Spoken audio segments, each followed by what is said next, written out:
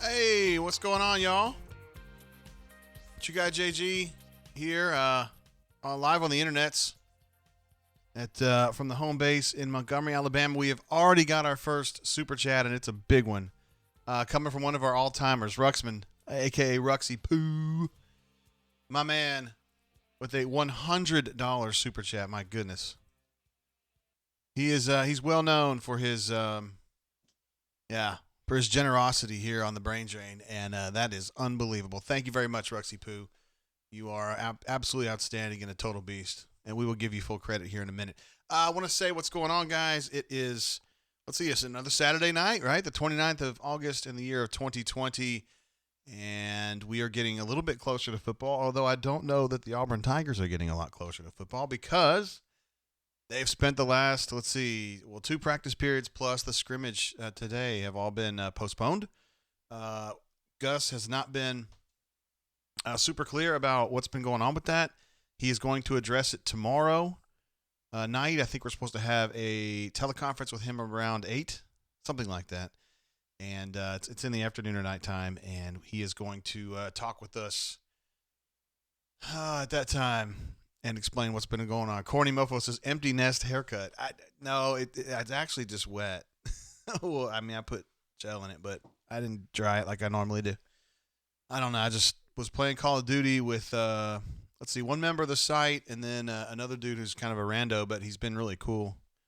I've been a good player, so I've just been doing that. Anyway, we'll move it over to our super duper badass page that we like to have there. And I definitely want to give Ruxy Poo. Oh, wow. Why is it down there? It shouldn't do that. I got you, Ruxy Poo. Thank you very much for that, Ruxy Poo. We can always rely on you to come through like that because you're an absolute beast. I mean, we all know this.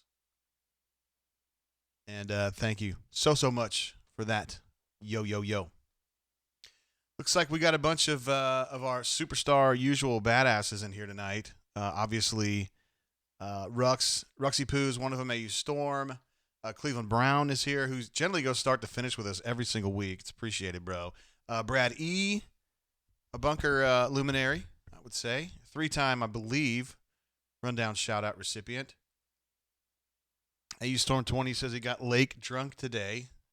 AU Storm 20 was on the West Coast last time. How about that? I think the chat box is. I don't see it populating. That's not great. Let's see who else we got in the hizzle. I bet you AU Taxman's here. There, it's starting to come. That's what I'm talking about. Corny Mofo coming in from, I don't want to say West Coast, though. Nevada. We love you, of course. George M. came in last week, had some great questions last week, and says it's an Eagle Rare kind of night. Boom. Let's see. Oh, I got a text coming through from one of my buddies here. Let's see what he has to say. Oh. Oh, well. Let's see what else we got. Ed D in the house. Yeah, Ed D. Always got some great questions, football related. And, of course, we're going to be talking a lot of football stuff tonight. I have a whole new page to show tonight. We now have 10 pages that we use. Seriously. It's crazy. Before we had one. Well, technically 2, I guess. And now we have 10. Stu Pup in the house. Always here with us. Chip. Sometimes kind of a later member of the crew. Chip, but here in the beginning this time, one of our most trusted folks in Mobile, Chip. Today, we're going to be, let me rephrase that. I am going to be drinking this Wild Turkey Kentucky Spirit right here that I picked up at the local ABC store. They have kind of a new looking bottle. The old one used to look kind of like a clamshell. And this one, I don't know, it looks more like a dignified bourbon to me. I mean, you guys, hell, I got a picture right up here of it. D Lucky is in the house. D Lucky, guess what, man? I listened to Kornheiser this week. I listened to the episode about Dan Snyder. He had Liz Clark, maybe? And then a young man by the name of Jason L. talking about the NFL as well. So I did listen. I felt like it was kind of like a party that I was late to, but I'm going to keep listening. I like Tony Kornheiser a lot, and I love the way he does things. I love the way that he can kind of be – he's not a pushover. But he's not a dick either. Like he's very fair with the way that he criticizes. And you know what? I've kind of realized that I'm just not somebody who wants to go out there and disparage people. I don't like it. I used to do a little bit of that. I felt like I had to, but he's always been so good about that. So anyway, Ryan S in the house as well. Appreciate you, bro, being here. Says if you need to end the night early, just take a stump call. Wah wah. Yes, it's been a proverbially bloody week in terms of bans on the bunker. I think I banned probably 8 folks this week, and that included Stump Fan and Ghost of Tallahassee Tiger. Liz Clark. There you go, D Lucky. Stump didn't do anything wrong per se. He's just being a pain in the ass as usual. But I kind of like him.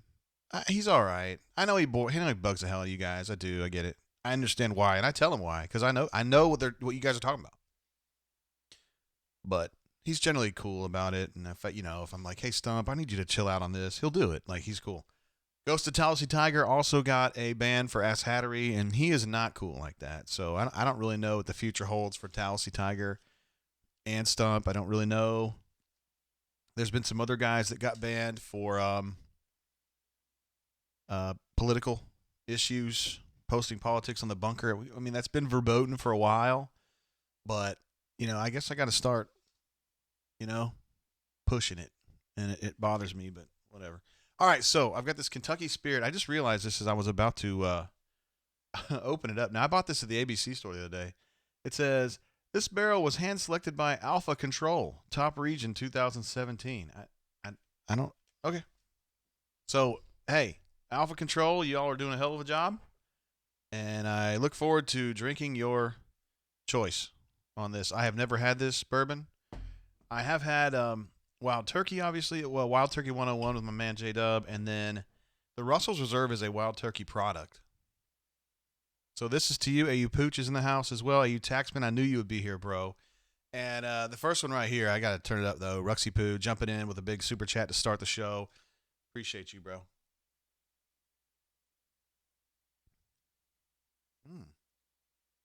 Ooh. I like that one. So now, as I said here, it's 101 proof, which these days for me is getting a little high, but it doesn't hit super hard at all. It has kind of an even burn to it.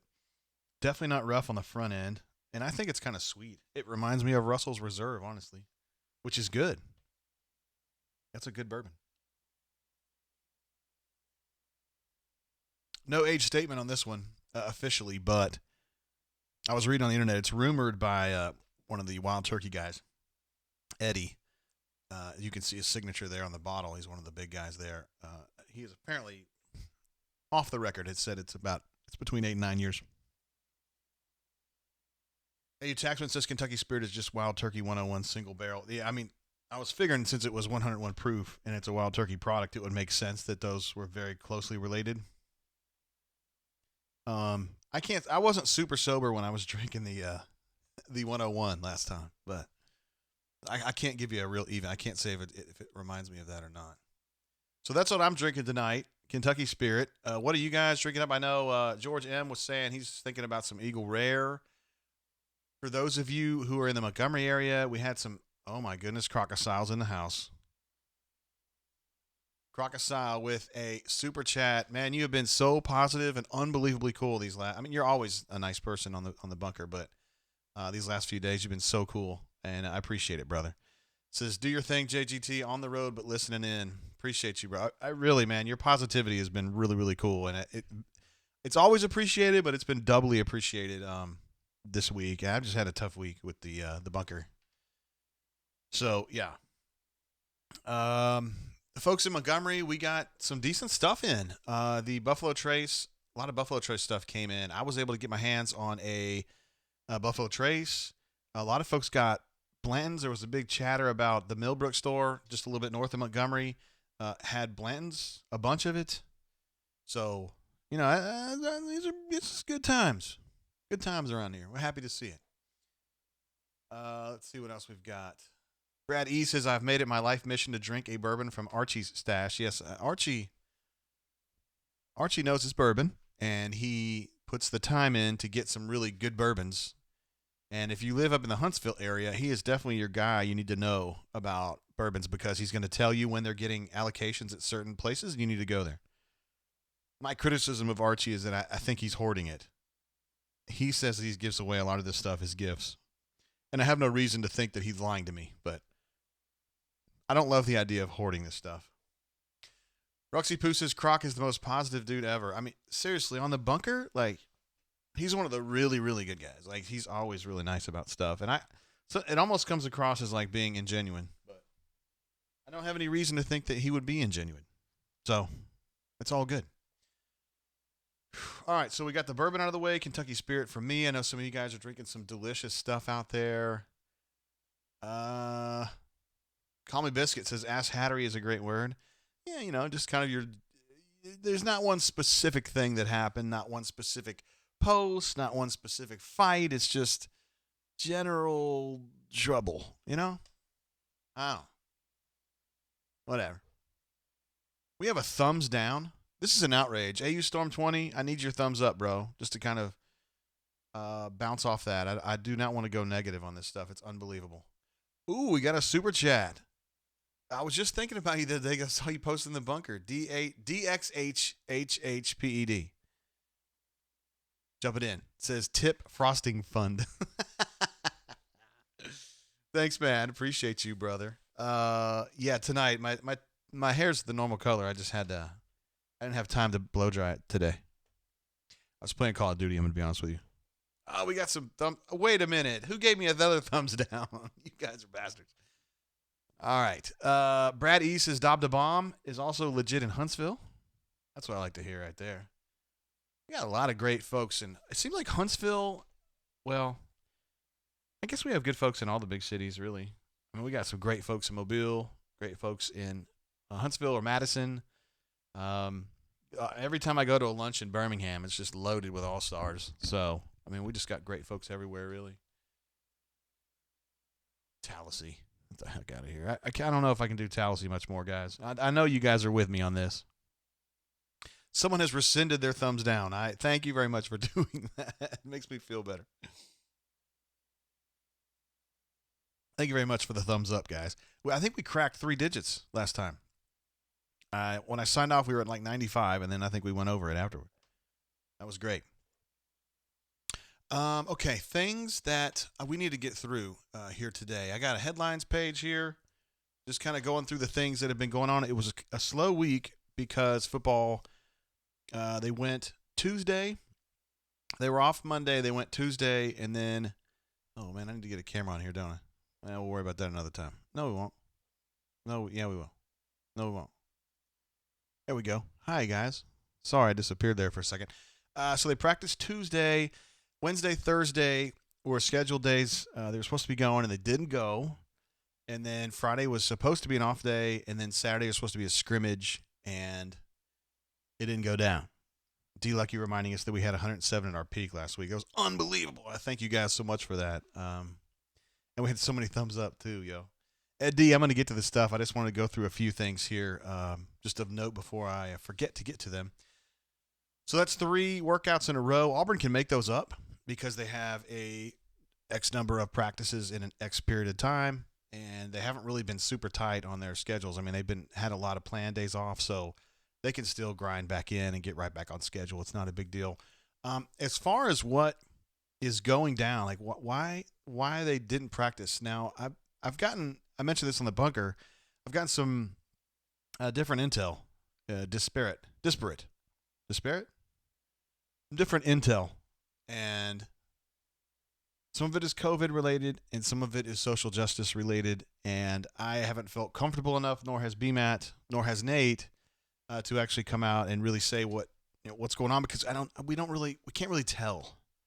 One person will say this, one person will say that, and I don't know. So we're just going to kind of say they haven't practiced, and Gus is going to speak with us tomorrow again, Sunday night, and explain some of this to us. He promised me he would. So we'll just wait for that. Also, things that were going on this week, Owen Papo, the outstanding linebacker who now wears number 0. Now that the NCAA allows football players to wear the number 0, said that Auburn's offense with Coach Morris running the show is, quote, ridiculous. He has noticed more pace. He has noticed different concepts in the passing game, and he has noticed tight end usage and middle of the field usage to a degree that I think surprised him. So, to be fair, Owen Papo is a sophomore, rising sophomore. He'll be a sophomore this year, so he's not like, we're not talking to Ed Reed here, but he's impressed, and I think that's worth noting. Owen's a sharp dude. I trust him when he says things like this. Obviously, it's something they're having some difficulty. Whoa, I got to go back, man. We got more to discuss here, but we've got super chats coming through. Stu Pub, I want to give this one a shout. Stu Pub super chats us every single week. I'm talking about all the way back to like football season, basketball season, the time when I didn't even have my equipment and my internet crapped out at my nephew's house, and I still did a show basically on AOL. He was there for that. Stu Pub, absolutely unbelievable, man. Thank you so much. He says he's icing his neck, draining his brain. Nice way to end a hectic week. Icing your neck. I don't do that very often. And then another big one from Ruxy Poo, just with a smiley face. Well, yeah, a smiley face. Thank you, Ruxy. I appreciate your support, brother. I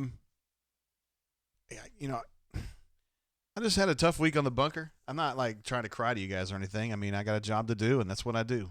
I moderate the message board, and it's been tough the last 4 or 5 months because life, really on the planet, but in America and in the Auburn sphere, just the same. It's been tough.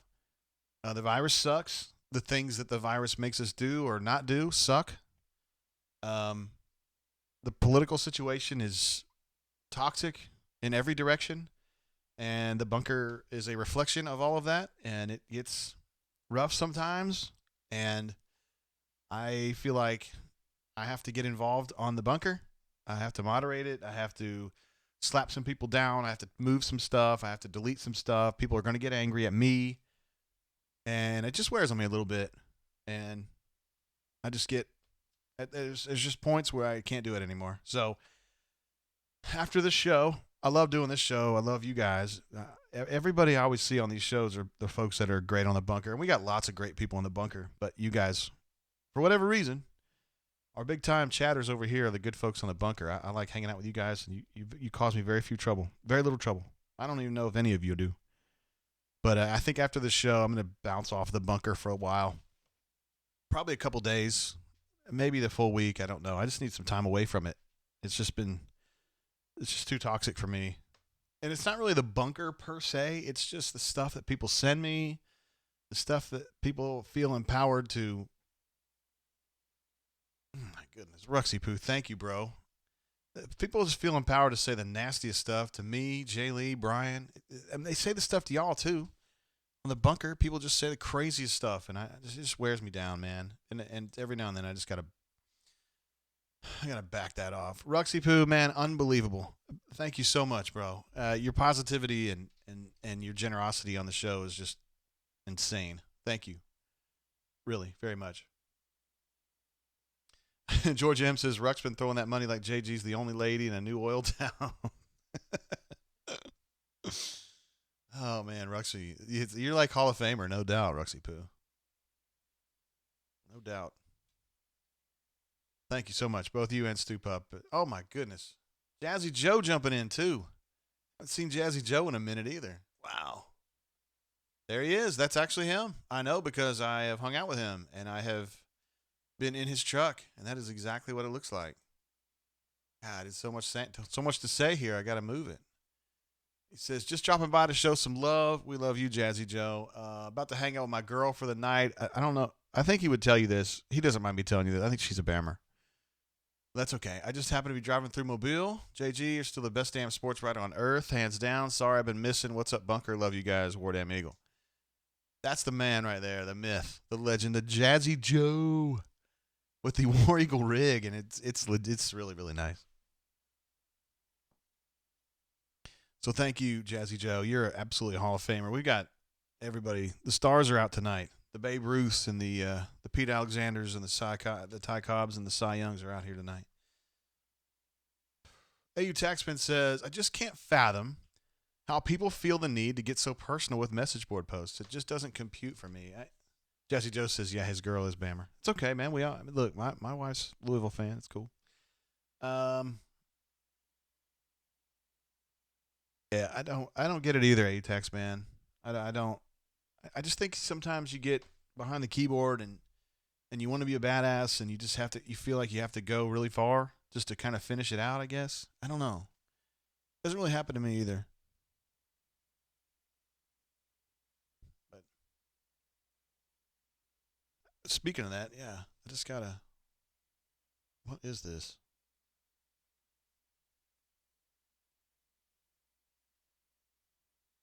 Yeah, a couple of my other friends that are in the Rivals Network, they're having a lot of trouble too. So it's just been kind of. I mean, look, I'm not crying about it. A lot of you guys have tough ass jobs. I mean, Jazzy Joe's not really a long haul trucker now, but I mean, you're on the road all the time. I mean, everybody's got tough things about their job, but sometimes, man, it just eats at me. And I get these direct messages, and they're just so mean. I don't know why they have to be so daggone negative. Crazy to me. All right, Warwick is in the house. He's arrived. Everyone can relax now. You're probably going to get us excited, Warwick. I feel like I can rely on you to do that. D Lucky says, "What's up, Jazzy Joe? Missed you, man. Anything you're looking for, Mobile? That's my man right there. I'm glad y'all are looking out for Jazzy Joe because he's one of the really good ones. Canoe Man also. Hey, welcome, Canoe Man. Word. I didn't shout you out earlier. He says he also doesn't get it either about the negativity, the personal name calling and stuff. Kind of like how I do not get BMAT being liberal. See, it always ends up being political. But BMAT, he's pretty open about it. He's cool about it. Like he's not like Stump. He's not trying to fight anybody. He's just rolling. He's just rolling. So D Lucky says, anything you looking for, Mobile? Jazzy Joe says, just my girl.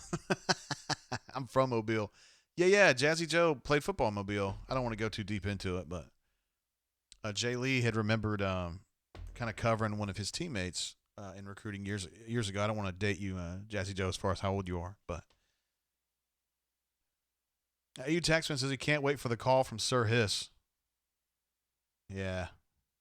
Anyway, Jazzy, this to you, Ruxy. Appreciate you guys. Stoop up, Crocodile. Thank you guys so much. Damn, that is good stuff, yo. You got to be careful with it because it's 101 proof, and it just drinks like water. It's just so inoffensive. Somebody asked me, was it Canoe Man? Was it you the other day? I was talking to somebody about some bourbon. Should have mentioned this. I hadn't had it yet. It was Canoe Man or Biscuit. I can't remember which one. Jazzy Joe's 31, so he's not too old. But yeah, so he had a teammate in high school that Jeffrey had remembered covering and recruiting. Let's see. George M says, thanks for doing this every Saturday night. I've enjoyed the talks of bourbon, football, hot chicks, and silly stuff. I'm glad you're getting it, man.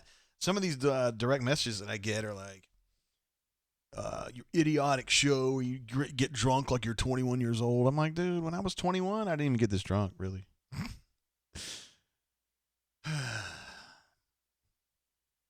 Hey, Taxman says you cannot go wrong with any turkey product. I mean, that's the thing. It's true right now. The 101, the 101, and then the Russell's Reserve are all really good. But if you think about it, I know you're a little younger than me, you Taxman, but when I was younger, like, Wild Turkey was not a bourbon you would be drinking, right? That was just like a sketchy, like an old man drink or something, which, to be fair, I'm 48 now, so I'm kind of an old man, but it's damn good stuff, yo.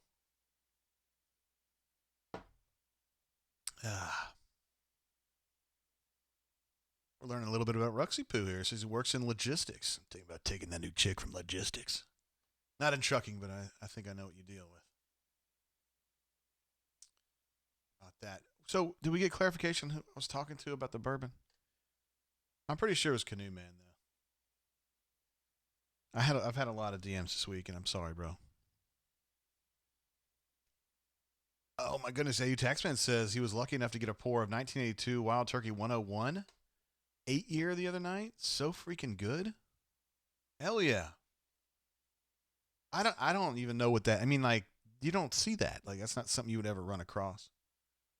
And you guys are mentioning earlier that football starting today. It's what, Central Arkansas against Austin P, or APSU, as we used to call it in the day, being played in Montgomery, cradle of the Confederacy, unfortunately. But that's something they were arguing. They used that as like our little Chamber of Commerce thing until like 3 years ago. Now it's Capital of Dreams. Every time they would do it, I'd be like, but anyway, at Crampton Bowl, home of the Camellia Bowl, they're going to be doing that. And so that's good. Ed D, I forgot about the air horn. We got to do some air horns, bro. Yes. Air horns for Ruxy Poo. Boom. And I'll give him another one for Jazzy Joe just because, it's so fresh. Boom. Stoop up. Crocodile. DHXXPED also. Thank you guys as well. I wasn't going to air. I'll just give y'all triangle. How about that? I don't like that one as much. Can't believe I forgot that. George M says he's 39 now and he didn't get into bourbon whiskey until he was 34. How about that? I mean, I hadn't touched it myself until I got to college, but I went to college in Kentucky, so that's not fair. If I'd have gone to college anywhere else, I probably would have started it in my 30s. Okay, let's get let me get the Skype up. And I'm sorry. Pocket Watch reminds me, cradle of Confederacy and birthplace of civil rights. You have to say the whole thing. Thank you. Oh, boy. What is this? Oh, that was nice. Jeff C. If you guys remember him from, he was a big guy in the basketball chats when basketball season was going. Jeff Cheney from Nashville had sent me a message about why he hadn't been on the show lately. And it's a very legitimate reason. So, Jeff, if you're listening, which you're probably not, but if you listen later, thanks for that, bud. So we're going to do, we want to get Jay Lee on the horn, although recruiting's been a little bit slow lately, but we still have Jay Lee. And then we're going to get Nate on the horn, who I reckon today just got back from his honeymoon. He got married last Saturday to his lovely lass, Kelsey, and who would, of course, everyone here, married or not, would love to hear from Nate about his experience of getting married and going on a honeymoon. presumably in Orlando, because I texted him and said, congratulations, and he was like, I'm already in Orlando. I was like, sweet, dude. All right, cool. Ruxy Poo says, "Is it weird to be turned on by Warx Avatar?" Yeah, kind of. It's a little weird. Yeah, but it's all good. Everybody's good. It's all fine, man. We're not judging. It's a judgment free zone. Okay, let's get on the horn. I want to get on the horn with Jay Lee and get him in the house and see what's going on with him. And what we should be looking for next on recruiting. I do have a new page just for commits. Joe. Yeah, is this Jeffrey Lee? You got him good, dang it. What are you doing, bro? Man, I'm so glad you called. Yeah? Yeah, man, I'm about to turn in. Are you serious? Yeah, dude, I'm beat. I've been out working in the fields all day. It's not even the 8 o'clock hour yet. What the hell, man? I know, dude, but I got finished in the morning. I got things to do, dude. All right, whatever. The grown folks' problem, man. Whatever, man. Whatever. I have a new page that I sent you earlier. It looks really good. It looks really good. I'm giving Didi full. He gets the full picture here, unlike nobody else gets one. But well, he should, man. I was really disappointed, to say the least, in seeing him drop out of the Rivals 250 without having taken a snap. It's been a tough off season for him, huh? Yeah, really. I mean, he must have really did poorly at the Rivals camps and combines, and unbelievable. It happens. Arkansas had the same. They were in the same boat as us, as far as seeing guys from their school drop out of the 250. You wouldn't normally want to be on the same page as Arkansas on something like that, right? Correct. Yeah. Okay, so the last commit was Amari, right? Was he the last guy to commit? Amari, right. Been kind of quiet since then. There's been some rumblings, nothing substantial at least. We've nothing that we haven't spoke about on the rundown on Tuesday and last week on the brain drain. Still kind of hoping to get some games under the belt, some new film out. I know today Rayvon Crum, the big offensive tackle from Pinson Valley, said he would be committing soon. And, we've been keeping an eye on him. Auburn has as well. Haven't offered yet, but that would be an automatic. That would be a slam dunk should Auburn offer. Up until now, they haven't. And I do not see them really pushing hard for him right now. I think they've got a great nucleus right now. We've talked about Garner Langlow, Caleb Johnson, Jamarian Gooch, and then Jaden Roberts out of Texas. They've got a really good core offensive line class right now. Not really a need to take a guy like Crum, at least not at this point, not unless he's really improved his game. I don't think he's on that tier 1 level. I think he's a tier 2 guy. I think tier 1, you've got Diego Pounds. You've got Amarius Mims, of course, and who's the other guy? Well, the kid in Birmingham, the defensive end. No. I'm talking about offensive lines. Word, my bad. I'm just talking about offensive lines. Anyways, the tier 1 guys who Auburn really doesn't have much of a shot with. I mean, they're in their final group, final 6, whatever, but I really don't see any of those 3 guys committing to Auburn, but I don't think Auburn's ready to concede them yet. All right. When they get to that point, I think you'll see them move on Rod or a Rayvon Crum. All right.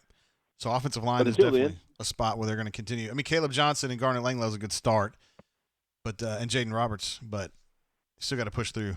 Get what, 3 more maybe? Maybe 2. It just depends on how this class shakes out. I think you take, your minimum at each position, and then you take the best of what's available. Yeah. At least I know that's how they do it on defense. They're going to get their guys at each slot, and then they're going to take whatever's left, the best available, whatever's left. And I don't think Auburn's to the point yet on that when it comes to offense, at least offensive line. Yeah. I do think they're still pushing for one of those A group guys, and we'll see how that shakes out. And then I think we'll start seeing the B group guys go. Hey, for you, Phillip O'Brien, the defensive back from Pompano, do you think he's going to be safety or cornerback? Safety. Okay. Yeah, safety. Right. I think they've got some really the DB class, the O-line class, man, that really needed it this year, and they're racking up, looking good on all accounts. I was looking at some new film from Phillip O'Brien the other day. He's a big old dude, man. He really hits hard. They're going to be good. I think he's one of the more underrated guys, and he plays down in South Florida.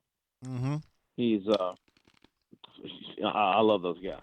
You can't go wrong with the DB from South Florida. Word. Yeah, you know what I meant to tell you? Lay it on me. We were talking about our favorite guys to interview Tuesday on the rundown? Yeah. Junior Rosegreen. Oh, he was always fun, yeah. Yeah, he was fantastic. He had a lot of one-liners. Some of them he didn't mean to, like when he called Suge Jordan Suge Knight. Yeah. It was kind of fun. Yeah, you never knew what you were going to get with him, man.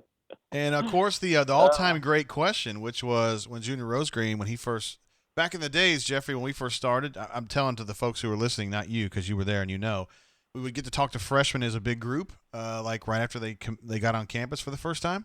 Right. So it was the first time we would ever talk to him. Well, the first time we ever talked to Junior Rosegreen, he was talking about how he came from a very large family, but that he was the youngest because his mom died during childbirth with him, which is a sad story, but he was cool about it. You know, he was over it or whatever. And then we had a reporter say, "So you're the youngest?" And he was like, "If my mom died during childbirth, yeah, I'm the youngest. There's no more mom." And it was, I didn't know that, dude. That did happen. Yeah, unfortunately. He was already there. As a matter of fact, he was a junior. I think he was a senior in 04, right? Mm-hmm. Yeah, he was in 04. It would have been 2000, yeah. So I was 03. I came in 03. Word, okay. Yeah, you wouldn't have been there for that. Savion Bird is that other OT I was talking about. Gotcha, yeah. And Jack Tucker is another guy. Let me throw this name out there too. Jay Head and I were talking earlier this week. So your Group A guys, Tier 1 guys for offensive tackle, remaining targets: Diego Pounds, Marius Mims, Savion Bird, which I don't think they're going to get any of those three. But Jack Tucker is a kid, new name thanks to Jay Head, on the list. Argyle, Texas. He's committed to Texas Tech, 6'7", 280. I think you could throw him in that Tier 1 group. So they would like to get one of those guys, one of those four, and then move on to your Rod Orrs, your Rayvon Crumbs. Now that's kind of my thinking. I really don't see Auburn making a push for Crum right now unless he's really done something to say, yeah, he's moved up. Now they did play last week. They played Hewitt-Trussville. They're playing again this week. So, if he's put together good enough film, I know he lost about 30 pounds. Ooh. Yeah. So he's one to keep an eye on. And even if Auburn doesn't offer now, while he's quote unquote committing soon, he's still going to be a guy that all Auburn has to do is offer this kid. Sometimes it's easy. Sometimes it's hard. Jack Tucker, yeah, exactly. Texas Tech commit. Who cares, man? Why would he want to go to Texas Tech? That team stinks. Well, yeah. Well, I guess it's closer to home. He's right around the Dallas area. Oh, okay. Where's Texas Tech? It's in Lubbock, which is probably in 2 hours away. Hour. Like Okay. Yeah. So, but Chad Morris loves that dude. They're still on him, according to Jay Head. I've been actually trying to get in touch with this kid to see what his interest in Auburn is. But apparently Jack Bicknell really likes the kid. Chad Morris is recruiting him, and Auburn would certainly be open to taking his commitment should he want to change it.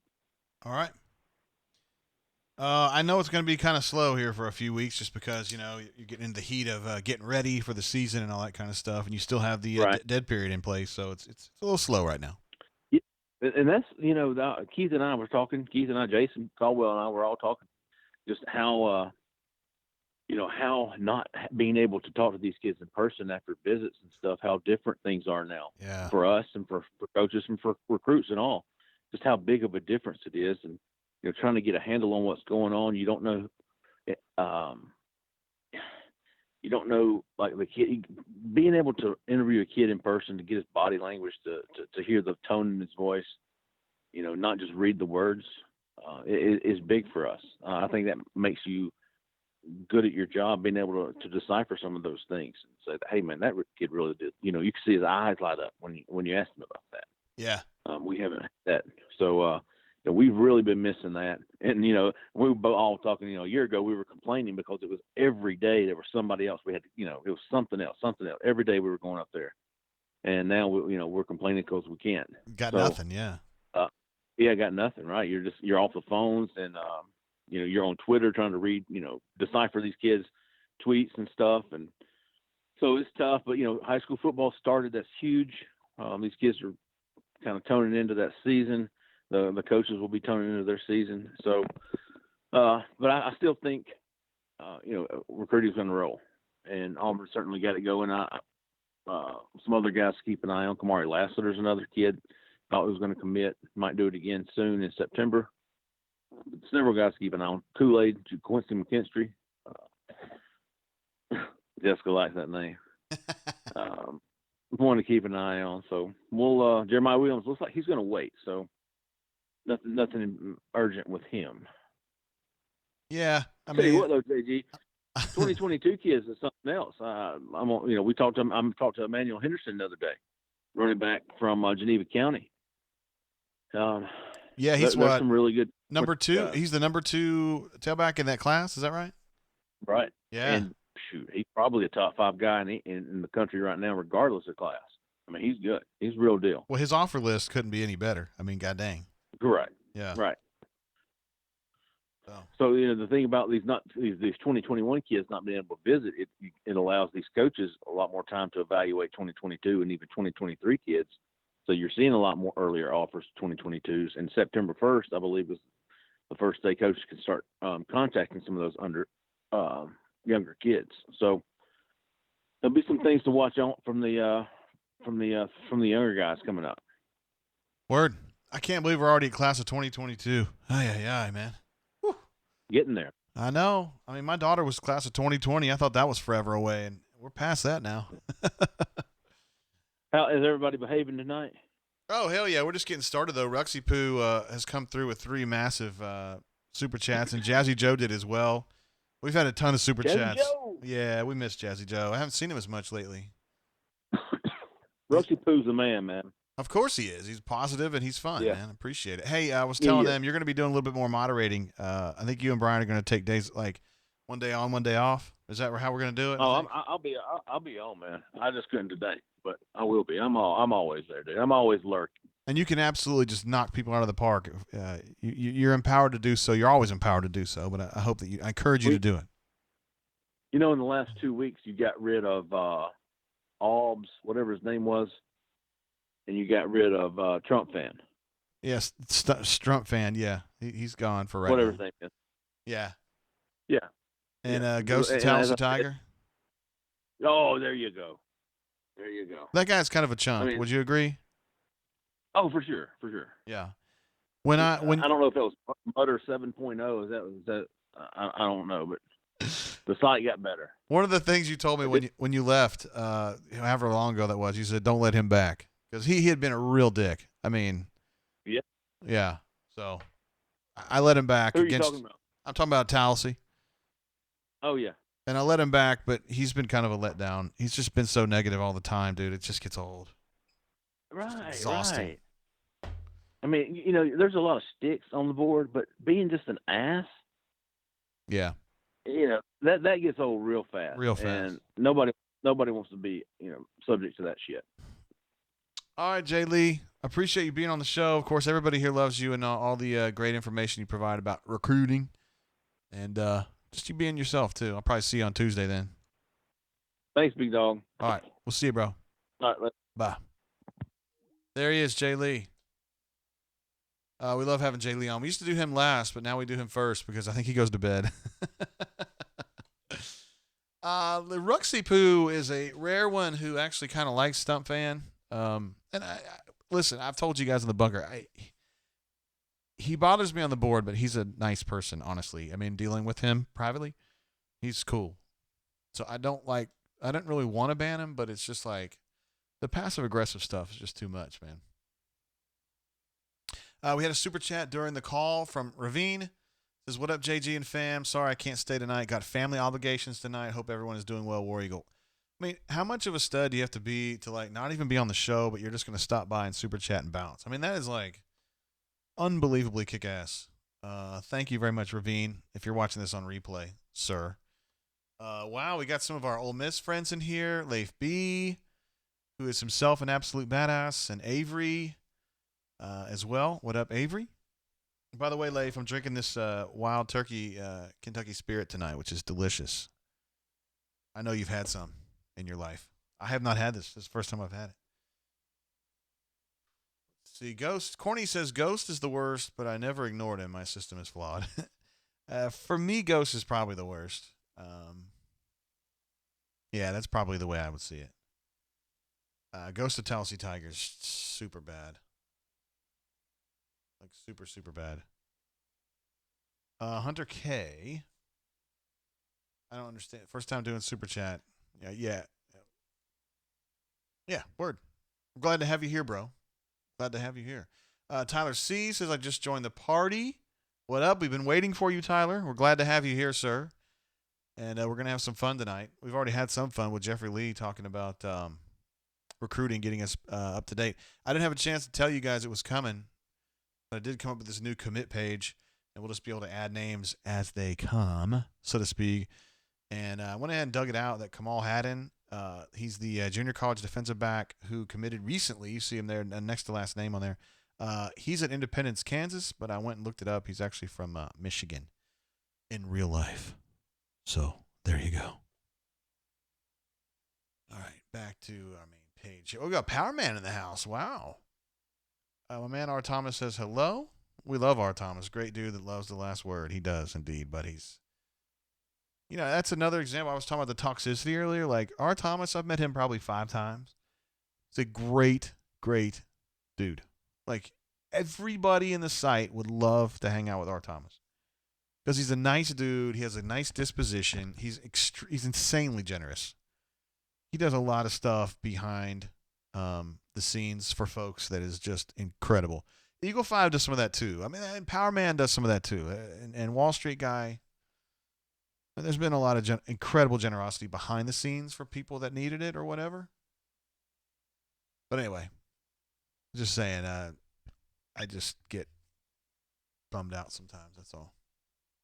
But not because of those guys. R. Thomas, there's people on the board that really hate R. Thomas because of how he is on the board or whatever. But I promise you, of all the people in the bunker, he's the guy you would like to hang out with. Like he's just an incredibly nice dude. He'll listen to you when you're talking.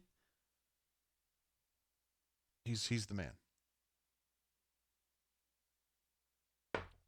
He's one of the Birmingham Buckers. I'm confused. Ruxy says you have to pay to be a super chatter, which and I think Hunter K was just trying to figure it out, which is cool.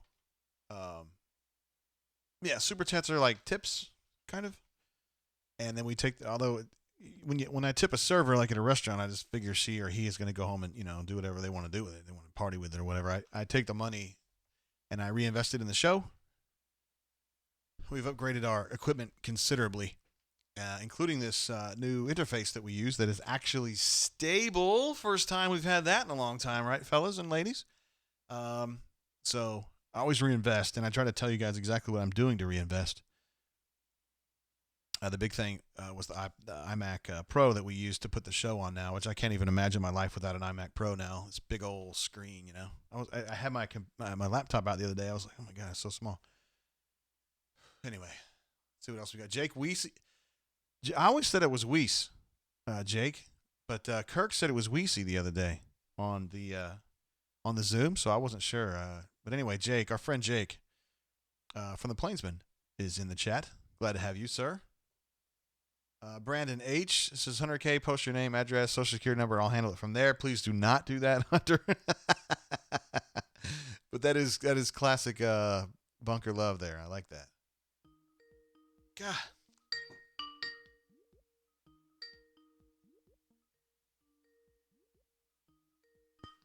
I'm going to take this call against better judgment. Yes, Sir Hiss. How can we help you tonight? What's up, Tate? Hey, Sir Hiss. How you doing tonight? Average. Well, I'm actually kind of sad that you're disappointed in the bunker. I wouldn't necessarily say it's the bunker. It's just certain elements in the bunker. And although you are somebody who gives me hell and says shitty stuff to me, you're not the problem, though. I just want to say that. Well, I appreciate that. How you been doing today? I've had Besides, I've had better days. Yeah.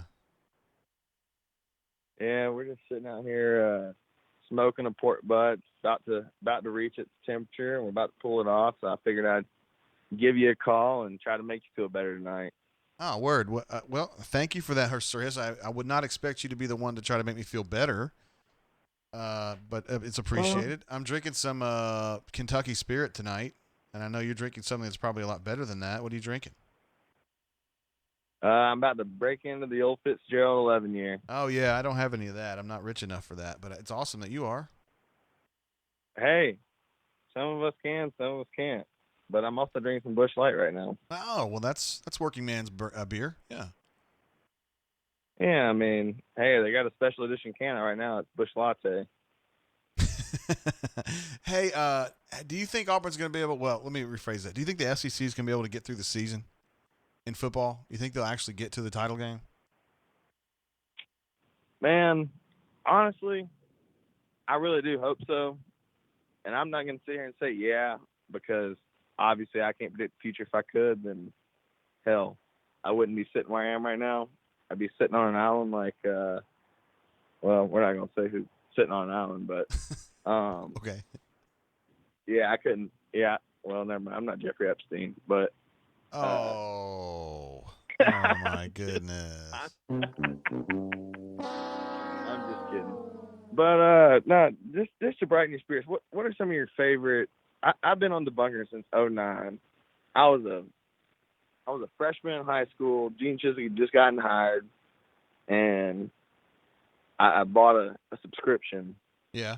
With money I saved working during the summer, just to follow recruiting. I don't follow recruiting anymore because honestly, I really don't care until they get on the field.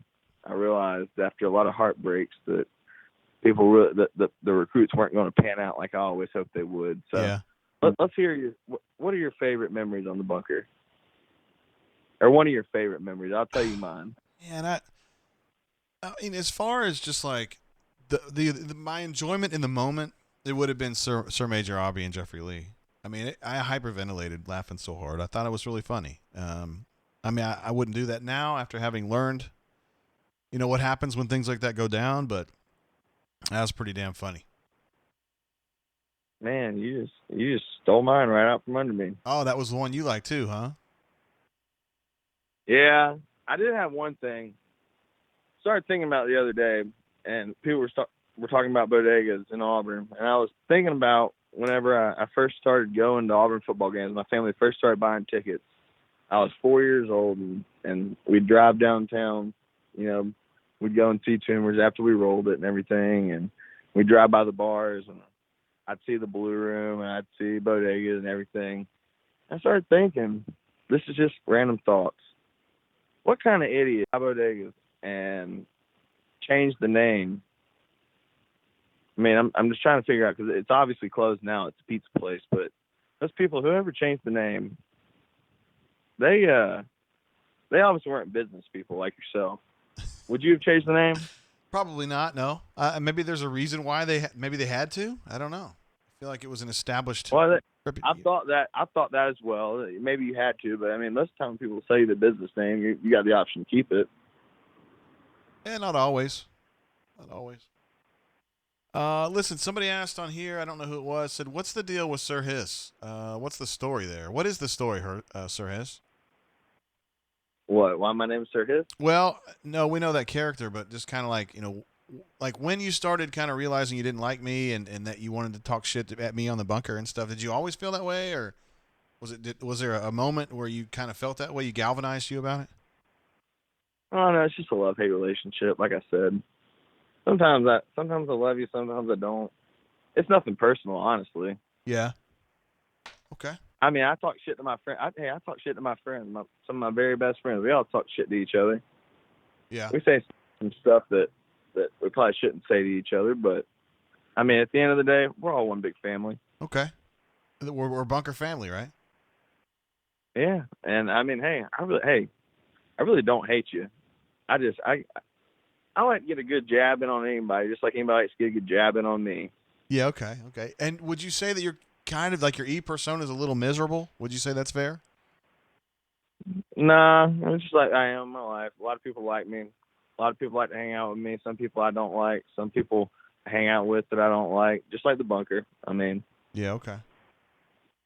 All right. Well, Sir Nothing Hiss, visible here. I mean, you've got some quality bourbon ahead of you, and you've got a smoked butt ahead of you, and it sounds like a hell of a night to me.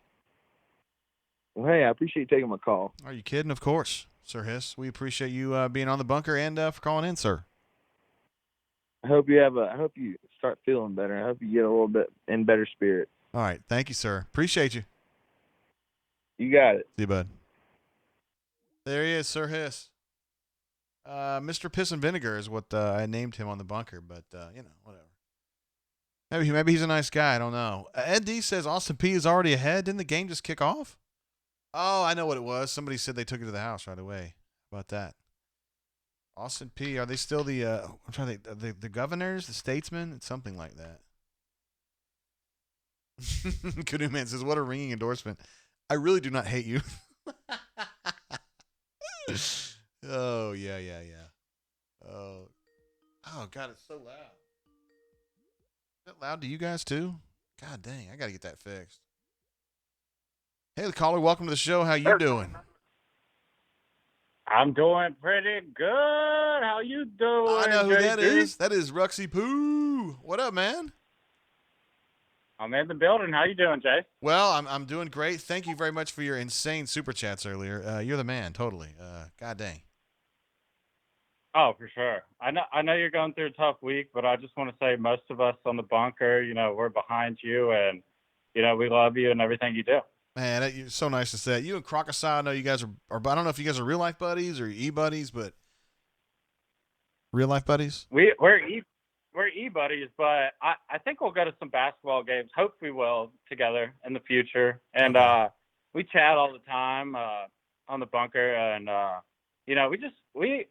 most of us, for the most part, we fucking love the bunker. Well, We love hanging out, and it's just a fun time chatting with Auburn folks. we love having you there because you're very positive and Crocosile's very positive, and we need people like y'all to offset the negativity that's going on all the time, it seems like.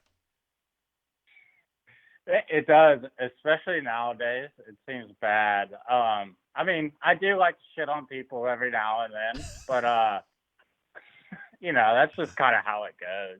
I don't take the bunker personally, so I think I replied to that thread today, like to you. People who take it that seriously, where they would actually like DM you mean things, that's childish of them. So you got to think about it like that. Yeah, it is, and it's not. These are not people that post a ton. I mean, this isn't like like the folks in this chat, the people who are on the brain drain and stuff. It's not them. It's other people, but it just bugs me when I get 3 or 4 of those in a row where it's like, you suck, you're a dick. I hope your website crashes. I hope you don't make any money and you have to go do something where you're actually good at it. And it's like, geez, man, come on, dude. I don't need. Why? I didn't even talk to you. I didn't have a confrontation with these people at all. They just say it out of nowhere. It's crazy, man. It's too much. I know. It's like, just some people are mad at the world and everything. I guess, man. Also, shout out Little Power Man. I see they're on the chat. Yeah, I see that. We love Little Power Man. Where's Alpha Tiger supposed to be talking to Little Power Man? Damn. Alpha Tiger, he usually shows up late. He should be here in like 15 minutes. He's usually here like 9:30. Do you have any like actual real world friends that are on the bunker, Ruxy? Stutson and Tigers 3014, who has the Braves logo. Oh yeah. I'm sure you. So I wouldn't say we're like best friends or anything, but like my best friends were little brothers to them in their fraternity, so I know them, and I've hung out with them a couple times. They're cool dudes. Cool, man. Yeah, they're both those guys are cool. Yeah. So other than that, I mean, I played video games. Me and AUGNC engineer used to play Halo a lot together, and Okay.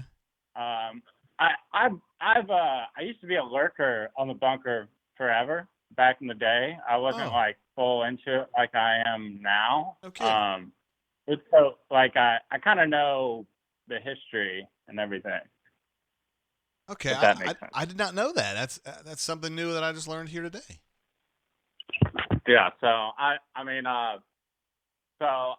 first started following recruiting back in the day, big time. I grew up a Georgia fan. I've told people this before I didn't get in there and I went to Auburn. But I started following Rivals back in the day when Richard Samuel was committing to Georgia. I don't know if you remember that guy. Yeah, from running Columbus. back. From Columbus, maybe?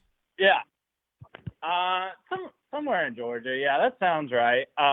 But then once I came over to Auburn, one of my buddies, he had a bunker account, and so we would always be like crowding around his computer, his phone, and the library, like, cause signing day, it used to always be like when we were studying for final exams. So we'd be like, study for final exams, or see if we're getting. I think Quanjigo was the guy that we lost. Yeah. And I was try to study. Cyrus Quanjo, But yeah. anyway, Shay, I don't want to keep you long, but I love everything you do. I'm sorry people are being dicks and everything. That's just life, especially on the internet. I guess, man. I guess. Yeah, I love. Yeah, I know. I'm sorry, man. Love Jay Lee. Love B Matt. I'm glad Nate King finally got unbanned from the bunker. Glad he's back. And I'll talk to you fellas later. All right, Ruxy Poo. Appreciate you. There he is. Ruxy Poo. An absolute beast. He's a Brain Drain Hall of Famer, no doubt about it. We're going to have to actually put together an actual true Brain Drain Hall of Fame.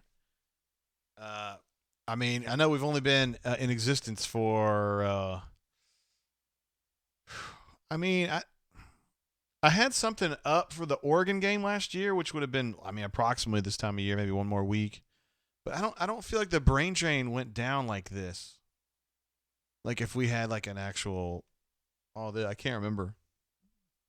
I remember this started coming along like second half of the football season. So I know we haven't been around too long, but I think we can say Ruxy Poo's, one of the all timers. Canoe Man says, Rux, stay on. Fantastic caller. Canoe Man says, wait, are Ruxy Poo and Crocodile going to basketball games without me? Oh, my goodness. You wouldn't dare leave them out, would you? I'm not able to actually watch this game, believe it or not. I don't have a TV in this headquarters. I probably should have one. I just never really saw the need, to have one. God dang. So loud. I got to fix that. I don't know how to do it either. I have 2 calls coming in. I'll take this as the first one in. Hey, caller, welcome to the show. How you doing? What you doing, Jay? Hey, what up, bro? Nothing. How are you? I'm just chilling, doing my thing. How was your week, bro? It was good. This is Power Man, by the way. I know who you are. Oh, okay. The week was good. Week was productive. So we're, I guess, 1 week closer to football. I got it on the TV. So, some teams playing, which is good. That's a real positive step. It's live from Montgomery, Alabama, sir. Live from Montgomery, Alabama. Hell yes. Hey, what in your mind? What's a successful Auburn season look like? They get through it. Assuming all games are played. They get through it and they win. To me, 7 would not be a problem, and 8 would be a good season to me.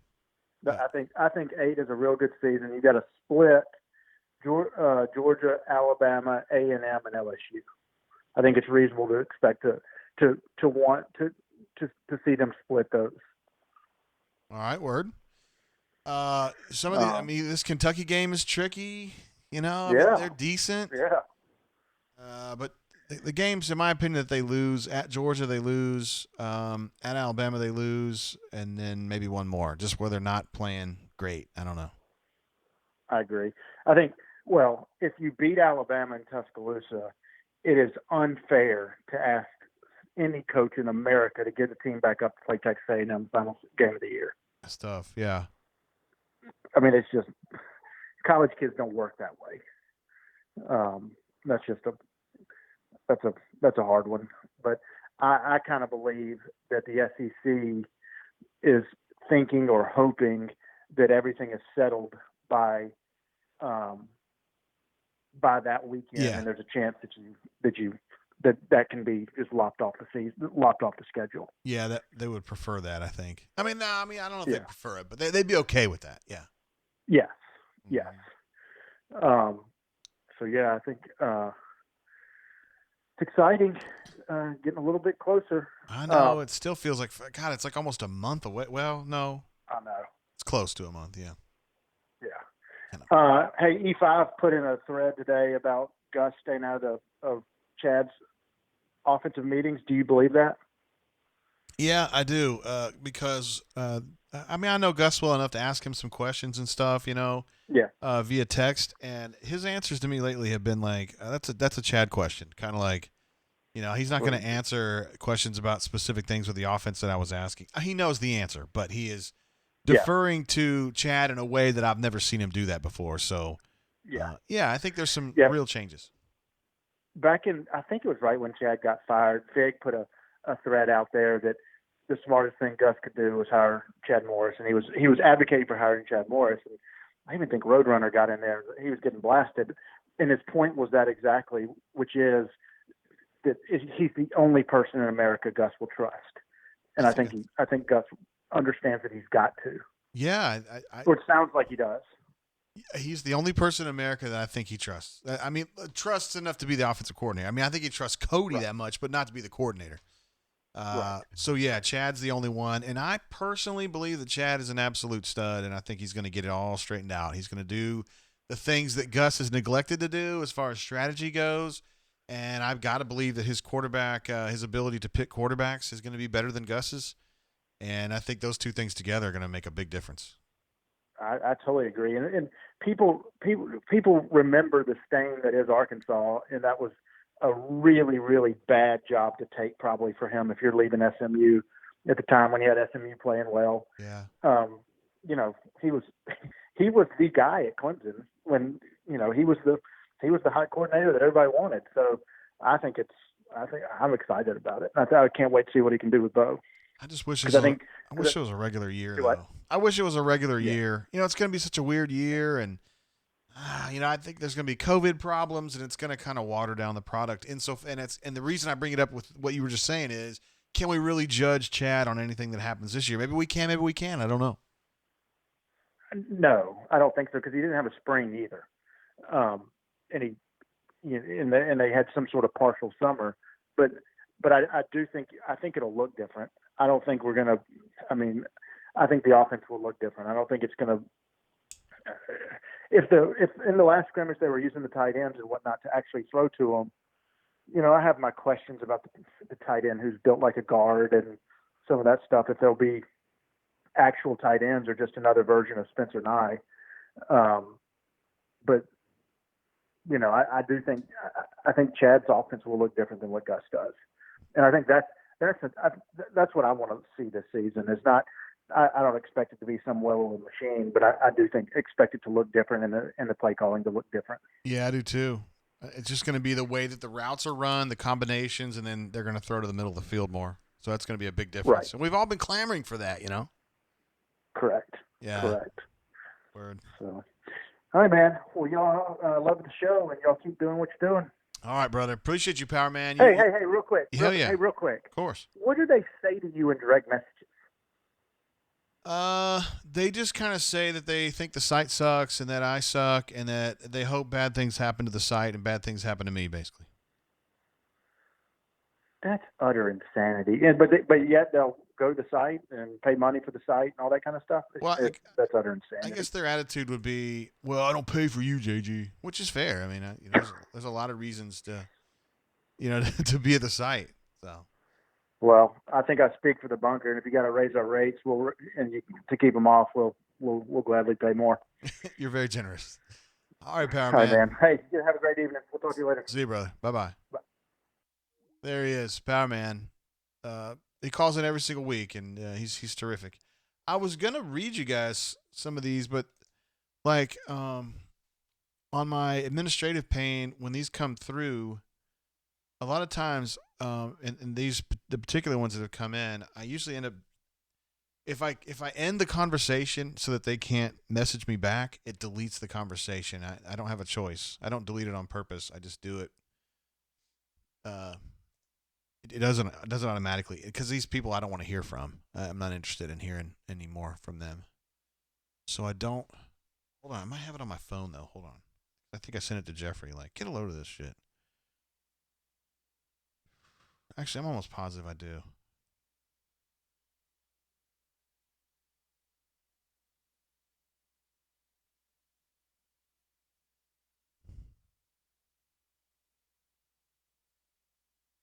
Yeah, well, yeah, I have it right here. I don't really want to read it though, because he talks about himself in a way that I don't want him to get in trouble.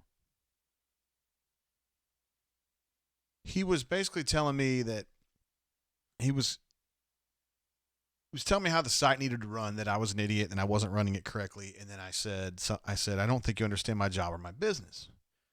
That's my belief. And he says, I most certainly do. It isn't rocket science. LOL. I know you think you're always the smartest one in the room, but you're most definitely not. And then he goes into some stuff that I don't want to read because it's specific to him and it would kind of out him. Like, personally, I don't want to do that. You saying I don't understand your business like how you do is remotely hard. You stream brain drain and drink alcohol like a 21-year-old. LMAO. Your smart assery will eventually catch up with you. Don't let your pride stand in the way. Guys, come on, man. What are you talking? This is a guy that I've not had any problems with.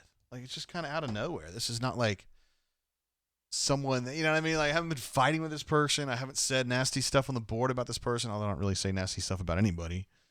And that's just typical of the bullshit that I'm talking about. And that's not the worst one.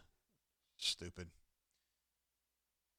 Okay, super chat. While we had Power Man on the horn coming in from Web W, says he's back in the Gump for 24 hours. Damn it, it's hot here. Web W. I have not hung out with Web, but he is friends with one of my best friends, and so I almost feel like he's kind of one of my friends anyway, even though he's not actually one of my friends. Does that make sense? Glad to have you back in the Gump, sir. I'm sorry for the delay on that, but we were having calls coming in, and I did shout out Ravine earlier. Who I know is gone now, but I just want to make sure I didn't miss any super chats. Thank you very much, Webb. You're the man, dude. And I hope you're enjoying. I guess you're back for the game, maybe? I don't know. I don't know why you would be here otherwise. I mean, you certainly wouldn't be here just to hang out, right? Corey W. says, what's wrong with drinking alcohol like a 21-year-old? I mean, yeah, it's like, I don't... Yeah, we drink bourbon on here, and sometimes I get lit. But I don't do anything silly. I just, we're just having fun, y'all. Talking about it. Cleveland Brown says, would you mind reiterating your thoughts from our email conversation regarding not having a 1,000-yard back? Right, Cleveland Brown. I don't know. Yeah, I guess it was Cleveland Brown sent me a message about that. And my thought on a 1,000-yard back is that when you look at, I'll go ahead and pull up this offensive depth chart.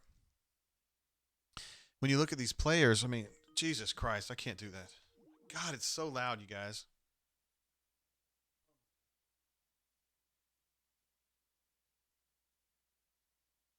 Well, I got to fix that. I know there's a preference I can turn that thing off. Jeez Louise. I know it's not a problem for you guys. I just can't, like when it rings, it's so loud, it's blowing my ears out.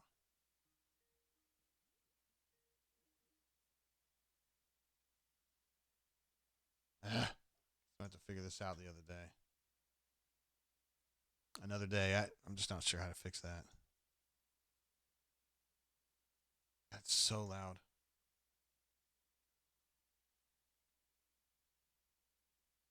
Dadgummit.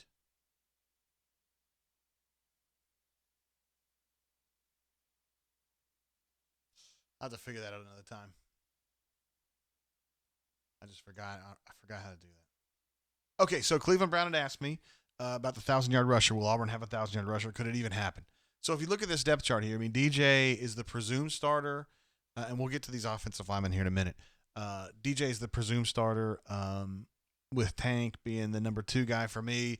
I've got Sean in the 3 spot here, but he's not really the third guy. It's just kind of like he gets deployed a certain way.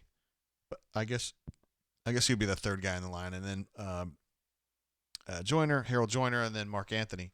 I just think that it's going to get spread around so much among those guys. I mean, DJ, I think that Bigsby is going to take over for DJ, although we have to wait and see. And I like Shivers. I think he ends up getting, 40 or 50 carries this year. I think Harold Joyner deserves 40 or 50 carries this year. When you start spreading it around, all of a sudden it's hard to have a 1,000-yard rusher, even though this team's rushes a lot. So, I mean, I think you end up getting a guy with like DJ who gets 800, and Tank Bixby gets 700, and Shivers gets 350, and Harold Joyner gets 350, and you're still running the ball really effectively. You just don't have that one guy that gets 1,000 or whatever. So my thought when I told Cleveland Brown, I didn't think that would happen. I didn't think you'd have 1,000-yard rusher this year. A couple things on the offensive line there. So I went ahead and moved Alec Jackson ahead of Killian Zierer. Zierer is still coming back from a knee injury, and Alec Jackson's been playing well. From what we've had a couple people tell us that who are actually in there. So we went ahead and moved Alex Jackson up. I think Troxell's going to be the guy at left tackle. But Alec Jackson's been playing well, and he should. He's been there a while. We've also moved Brandon Council up to what we believe will be the starter at right guard, and moved Keandre Jones back down into a backup position. So those are the 2 spots on this depth chart that we've made adjustments week to week. And again, this is not official. This is our projection of what Auburn will be doing on the offensive side of the ball. And, Gus and Chad are not going to be putting out any depth charts anytime soon, so we just kind of have to guess. There is one guy here notable that's not on this list, and that's Xavion Capers, who definitely is on here somewhere. I just don't know where. He's going to be like a small 3. He can also be a 5. He can also be a 2. With Malcolm Johnson in now, I guess he doesn't really need to have the brackets around him anymore. He's an actual player at Auburn now, so that's good. So we'll take those off. We're a run, play, action football team. That's exactly right, Warwick. Thank you. You've heard that a few times, haven't you? There's no doubt. I mean, you look at this, it's a pretty good team. I mean, it's really good in some places. I just, I still have questions up front. Is Tayshawn Manning going to be good enough at left guard? If he's not, is Cam Stutz going to be good enough? I just don't know. Tate Johnson, I don't think is ready right now. Avery Jernigan's not ready right now. At center, Nick Brahms, solid player. I mean, is he Reese Smukes? I don't think so. Brandon Council, I mean, you got to like his experience, but I don't know. He didn't do a ton at Akron, really. I love Broham. You guys know that. He's the one guy in this group I'm like, that guy can play right there. Canoe Man says, why are they playing this game in Montgomery? Well, I think it was supposed to be kind of an out-of-the-way game when they set it up, We love kind of out-of-the-way teams here. We host the Camellia Bowl, which is like Sunbelt third place against whoever. It ends up being like Appalachian State against like Akron or something like that. So I get to like be MAC fourth place or something. And so I guess they just put this together on the other side of it. It's an ESPN thing, but I don't think it was. I think this was all being done way before COVID. It was going to be on the the Ocho or whatever. I'm also tempted on this depth chart to make some changes at the H/3 position. And the reason that I don't is because, Brandon Frazier, as much as I like him, and JJ Pegues, as much as I like him, like they're still, I don't think they're H's. Pegues maybe would be. Brandon Frazier's more of he's a big 5, really. It's probably what he's going to end up being. So to reorganize them would take out the H part of it. I don't think of John Samuel as an H per se. We'll see where he lines up this year. I think of him as like, a tight end, a traditional, like a Lutzenkirchen slot tight end dude. And that's what Brandon Frazier is for sure. Luke Deal he's got some two-way ability, I think. He can do some serious blocking. He can also catch some balls. Tyler Fromm I've not seen, so I don't really know what to expect from him.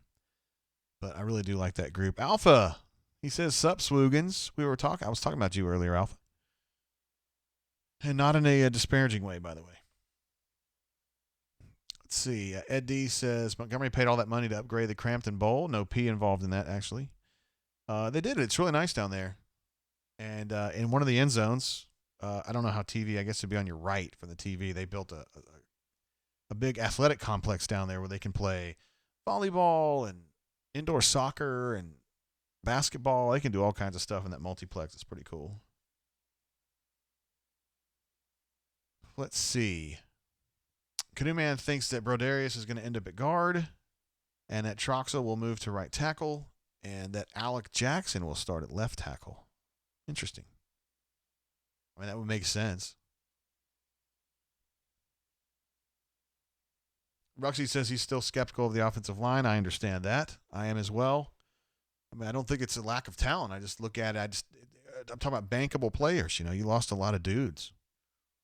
Ton of starters. It hurts. It really, really hurts. I mean, the only starter you got coming back is Nick, and he was kind of like a halftime starter. And I thought that last year he would kind of jump up and knock Caleb Kim out because Caleb Kim was just so-so. It just didn't really happen. But they sure have a lot of players in other positions. They are stacked at wide receiver. Number 10, I think number 10 is terrific. They got a lot of dudes at tailback, and they have a lot of dudes in that tight end /H spot. And they have some insanely fast dudes. I mean, Kobe Hudson's a really good player. Elijah Canyon's a really fast dude. Malcolm Johnson's insanely fast. Flash is insanely fast. And it was something that, who were we talking to the other day? It wasn't Owen Papo, somebody else. We're talking about how Chad is so good about getting players into space better than he had seen before. And that when I heard that, like, that's kind of what I was thinking that he would do. That I always felt like Gus kind of had his ideas about how things were going to go, and that's just kind of what he would call. And I think Chad goes with what he's got in real time, meaning whereas Gus goes in and says, you know, we're going to do 1, 2, 3. We're going to run the ball. We're going to run the ball right. We're going to run play action off this, blah, blah, blah. And then whatever happens in the game, if Georgia shuts it down, like, he kind of says, what are we going to do now? And I'm not saying he's dumb at all. I'm just saying he just kind of, he thinks that it's his role. It's incumbent upon his teams to force their issue down the throat of the defense. And I think that's what he means when he says, you know, we're going to be physical. We're going to out-physical everybody. It means we're going to do what I think we should be doing, and then we're just going to keep running it in their face, even if it doesn't work. I think Chad wants to go into a game with 3 or 4 different ideas. He's going to have one he prefers, and then he can adjust it as needed. And so if he wants to run a lot of power stuff, then he can. And he wants to run 2 tight ends with an H, he can. But I think that he will adjust it more. I think you will see more variability from game to game with Auburn based on what these defenses do to him, where you didn't see a lot of variability last year. That's where I think it changes. Let's see. Kakasao says, is there anyone else that can play left guard? Didn't Gus say there's someone that can play all 5? I think Council could play all 5. I mean, if you want him to. I definitely think Broham could. I mean, I'm just saying. Those 2 would really jump out at me. And Avery Jernigan, I wouldn't think of him as a traditional tackle, but if you remember years ago, I can't remember that dude's name. Well, I guess it was Ryan Pugh. Played some tackle and some guard. He was really a center by trade, but he had the toughness. Chaz Ramsey could do some of that as well. But Ryan Pugh had some of that. Although he didn't have the physical attributes you're looking for at tackle, he had other things. Just really competed. Shockers Ace says, what do the numbers by the position mean? Never understood them. I don't really get it either. I just know what they're called, and Gus has explained this to me, that 9 is your split end, 2 is your flanker, 3 is your H, and then 5 is usually your slot receiver, although for Auburn that can be a big dude. That could be like Brandon Frazier, or it could be John Samuel, or it could be a more traditional slot receiver like Flash or Javarius Johnson. And Kayla Newton is playing some of that as well. and then tailbacks 4. It's just the numbers that Gus uses. I've noticed some other coaches use this. I want to say Urban Meyer uses a similar numbering system. I know he's an instructor at Ohio State now, but I have his Utah playbook, and I think he uses the same numbers. So I don't know what they mean. I just know those are the numbers they use. So if you're talking to a player and you say what position you say, and they would usually say 9 to 5, etc. Yeah. The only guy I remember who didn't talk like that was Darius Slayton. He would say I was playing flanker. And so, I mean, he just kind of grew up, I guess, thinking about it that way. Split end flanker, et cetera, et cetera. So that's the offense. Those are the only changes we made. I think on defense we kept it the same. Yeah, we did. I mean, I really think this is pretty much the way it's going to go. The only way this changes, in my opinion, is I could see Dre Butler or Newkirk stepping up in front of Connis. It's well documented that I have some questions about Connis Miller just because I think he takes plays off, and that really pisses Rodney off. And we don't know Dre Butler as a player yet. I don't. So Marquise Burks is the one that I think people need to talk a little bit more about because I think he's going to play. He's going to be a guy that ends up playing 25 snaps a game, and nobody knows him right now. I'm trying to think of he's going to be like those dudes. Alton Moore was the end, and then there was a tackle that came in with him. Those dudes played quite a bit, really. A lot of dudes there, man. I mean, when Romello Hyde is your fourth choice at a position, you know you're doing really, really well. Colby Wooden, the guy that didn't play last year, but he's a player, man. Need to see something out of TD this year. I mean, it's time, man. Jaron Handy, I like him a lot.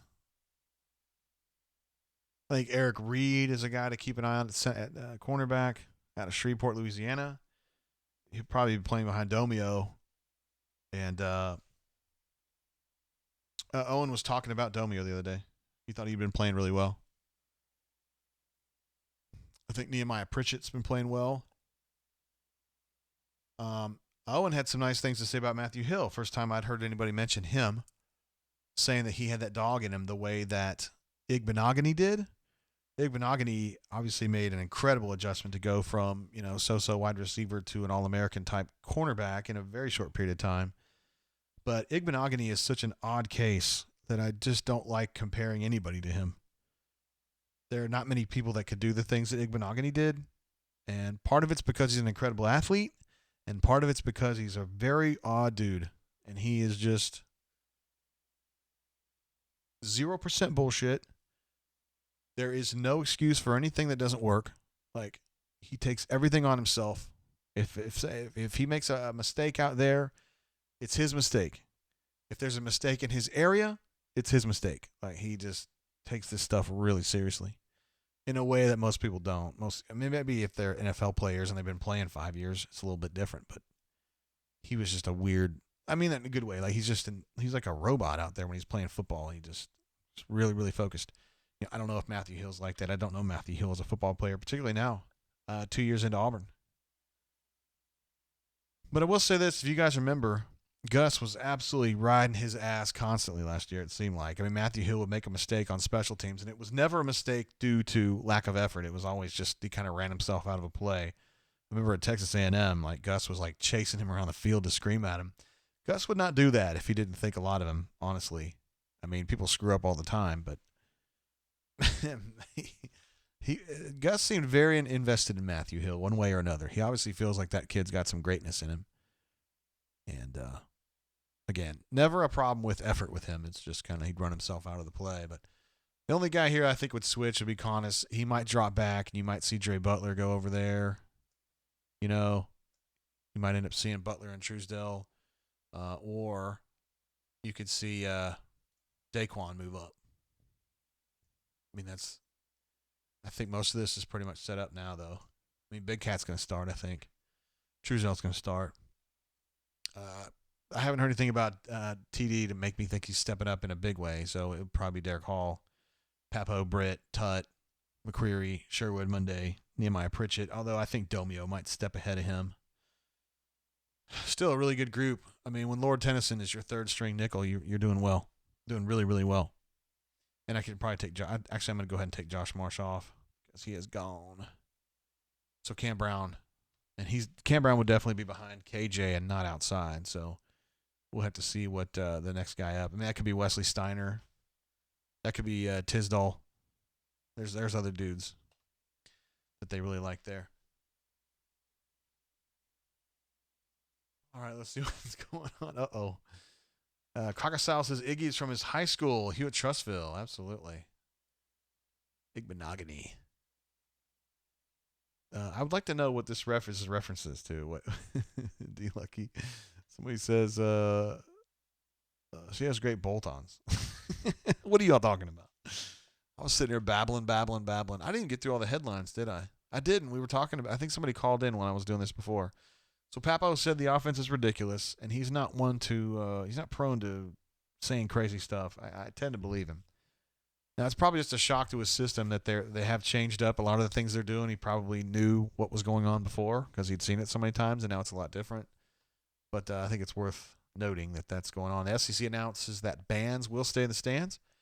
So pregame and halftime, the band will be remaining where they are the whole time, which kind of stinks because the older I've gotten, the more I enjoy bands. And going to an Auburn game and not having the band would suck, I think.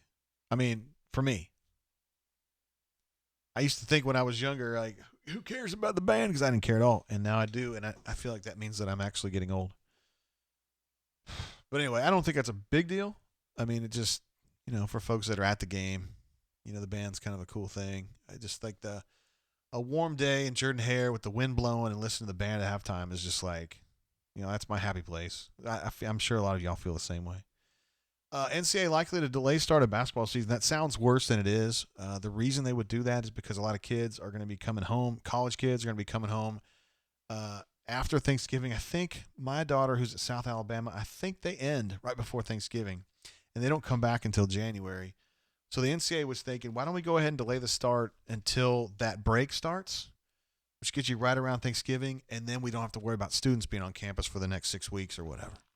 I think it just makes it easier to avoid having COVID snags at that point. So it sounds nefarious, but it's actually smart. I think Auburn would still play in their early season tournament. I think that would still be good to go. And then Auburn basketball skipped practice Thursday for social justice reasons. BP put out a picture of the team standing menacingly on the floor at the Auburn Arena. They had their face coverings on, and along with it was, kind of a statement about what they were doing. So I thought that was pretty significant. A lot of folks on the bunker are bothered by this. Not necessarily this specific thing, but the idea that players would either, not go to practice or not play in a game or whatever due to a boycott or just taking some time away for social justice to accentuate the things that are being talked about with social justice. And again, I'm not trying to get political about it. I just think it's cool when kids that age have enough earnestness in them to want to do something like that. I think it's cool. I don't think that I would have, but I was not a high-level basketball player. I didn't have the athletic ability. I didn't have the mental fortitude to do that. So, that's my excuse. But anyway, they're talking in the chat, D Lucky and others, that I listened to the Kornheiser show. I did. And I like Tony Kornheiser. I just felt like it was kind of Washington-y, I guess he's based in Washington. So he's talking about the Redskins and the NFL with a Redskins slant on it. I think Jason L., who was a caller, is from Baltimore, so that was pretty close. So anyway, and also the road between Washington, D.C. and Baltimore is called the Ball Wash, by the way. It's a true story. Ed D. mentions that Chadwick Boseman passed away. Yeah, the Black Panther. at a very young age. What was he, like late 30s? Something like that. I am not a viewer of that particular one, but the Jackie Robinson film I am, and did a tremendous job in that one. That's just, people that age should not be dying of cancer. It's just, it's awful. Like if 2020 couldn't get worse. It somehow gets worse. All right. So those are the headlines. Actually, I just realized it says football headlines and I put basketball in there, but you're getting extra. I don't know. That's bonus coverage. Oh, why am I doing that? I'm sorry, guys. My bad. Ruxby Poo says, is AU Storm still here? I haven't seen him post in a minute. Speaking of people I haven't seen post in a minute, we need to get on the horn with Nate. I told him I was going to call him a little while ago. Oh, my God. I didn't mean to call you. My bad. Sorry about that, Power Man, if I end up calling you back. I got to call, let me find him on here. I don't think I have him programmed in here. Dadgummit. I thought I would have. Come on, Jay. Let's get it, bro.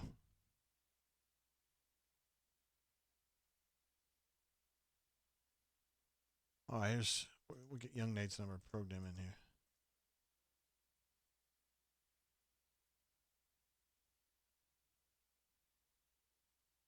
All right. Ow, you dirty, dirty boy.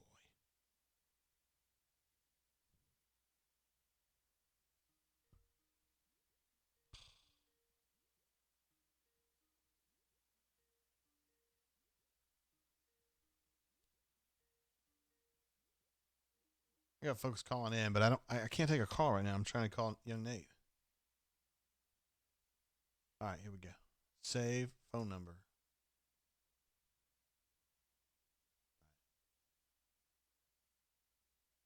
Now we're calling young Nate.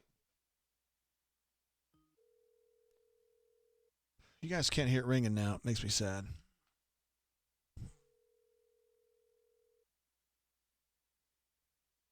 All right. It's been forwarded to an automatic voice message system. 4. Oh, whoa. Boy, I cut that off just in time, didn't I? I did tell Nate I was going to call him like 8:15, and it's 8:52. I didn't realize it. I'm sorry, guys. I get carried away. I love hanging out with you guys.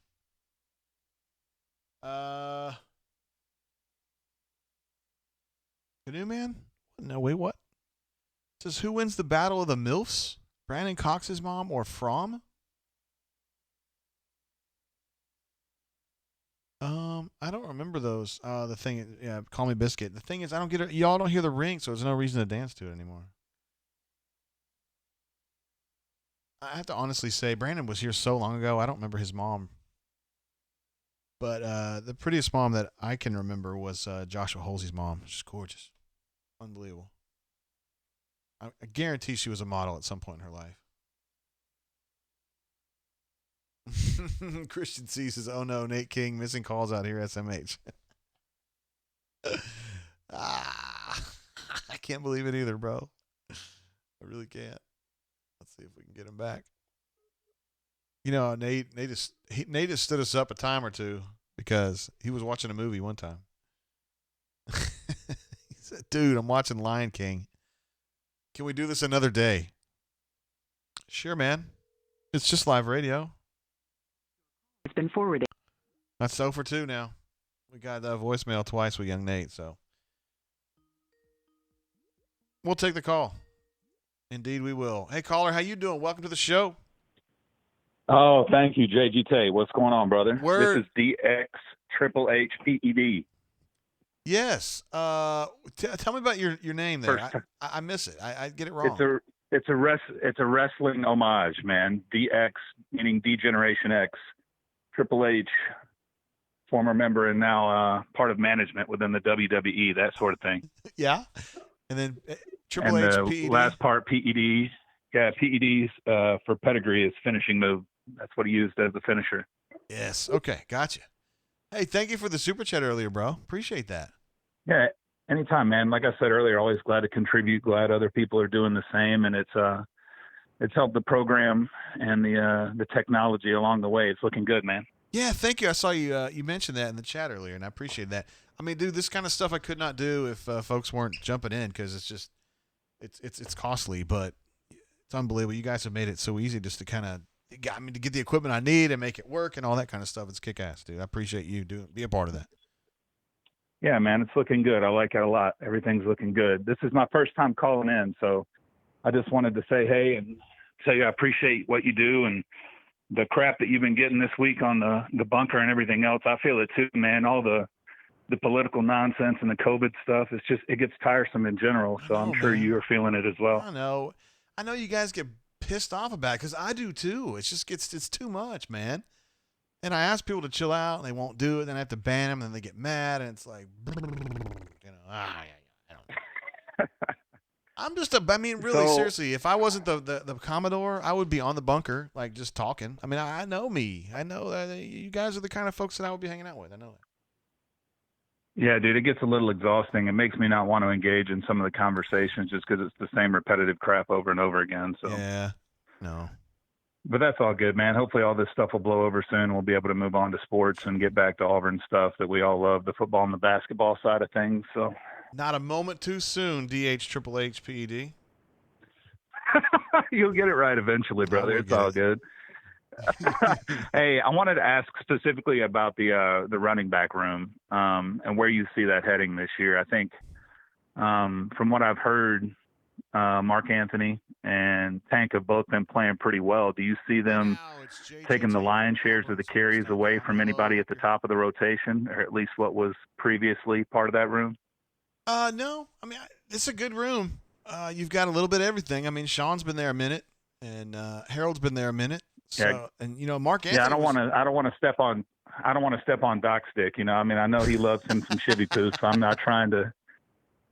He does say anything. I just don't know how much. I don't know how many carries you can give him in a game and hope that's sustainable. You've got to have other guys in the rotation, which I understand. I just didn't know if.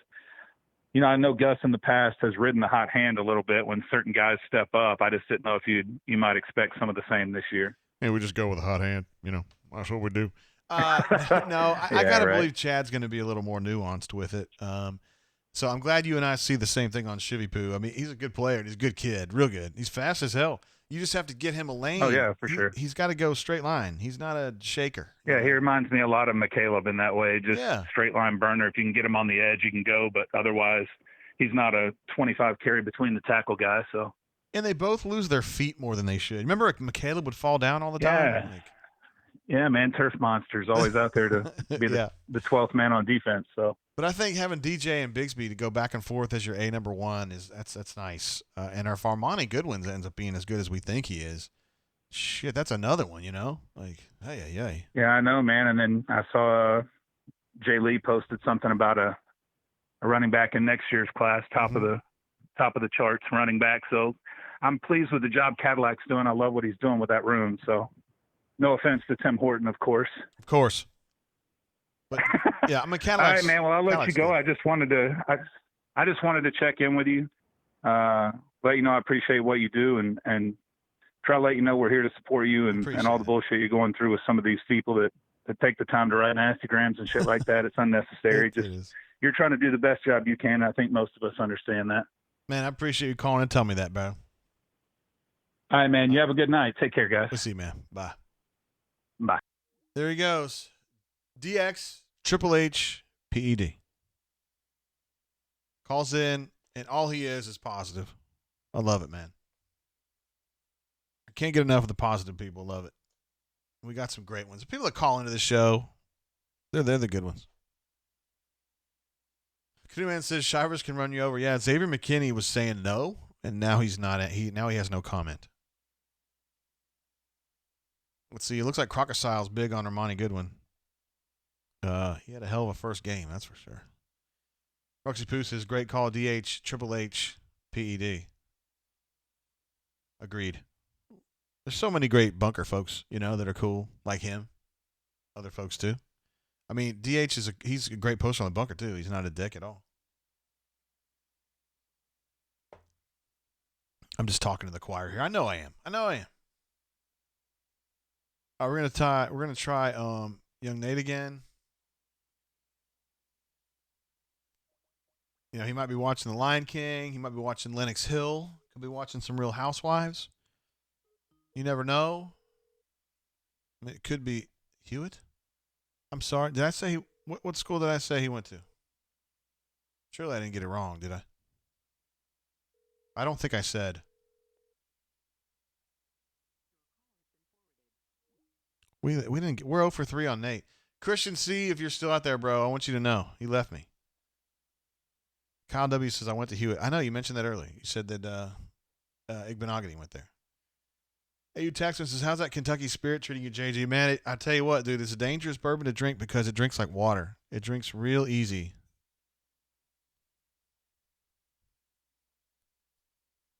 Drinks real easy. I mean, super easy. I mean, this thing right here, yo.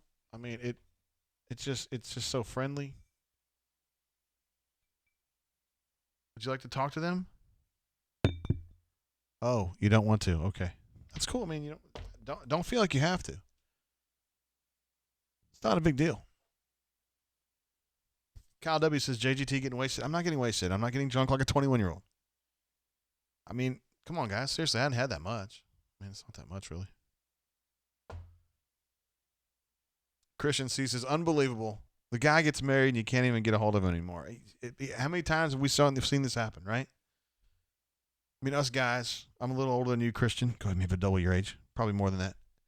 We've seen guys come and go. You think you know a guy, and then he just gets taken over by a gal, and he's gone, and he just changes completely. Next thing you know, he's at IKEA. He's dissing you to go to Home Depot to buy bookends. It could be anything. It's unbelievable. I know one guy's not going to do me that way. Brian Matthews. You know Brian Matthews is going to be there. Now, last week when we called Brian, we couldn't hardly hear him. Hello. May I speak with Brian Matthews, please? Speaking. Hi, Brian. My name is Jay Tate, and I do a show called The Brain Drain at auburnsports.com. Listen, I'm really not interested, but I appreciate you calling me. Have a great night. No thanks. I gave it the office. Yeah. That's right. No. I wanted to sell you a key lime pie, sir. Are you interested?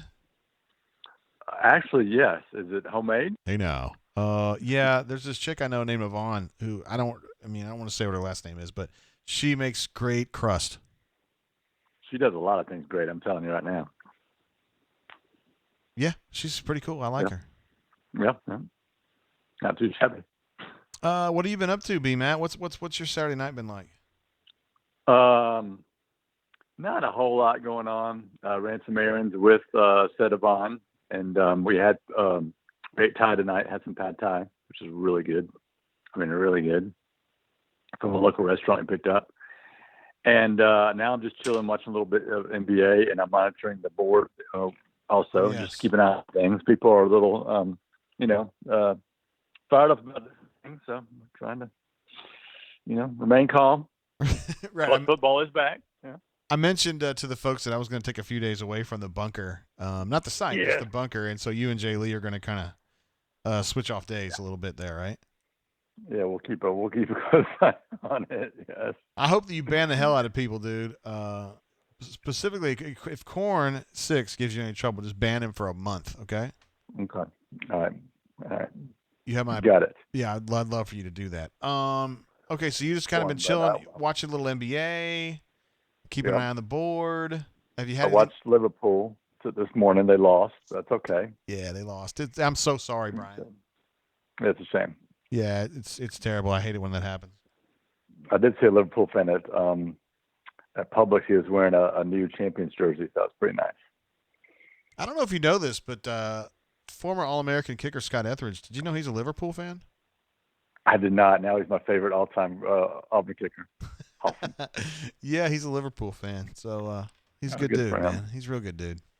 He is a good dude. The best. what else we got here? So we got practice was called off Wednesday and Thursday, no scrimmage today, and we Right. as a group are kind of confused about exactly what the story is here. I mean, we have an Well, idea.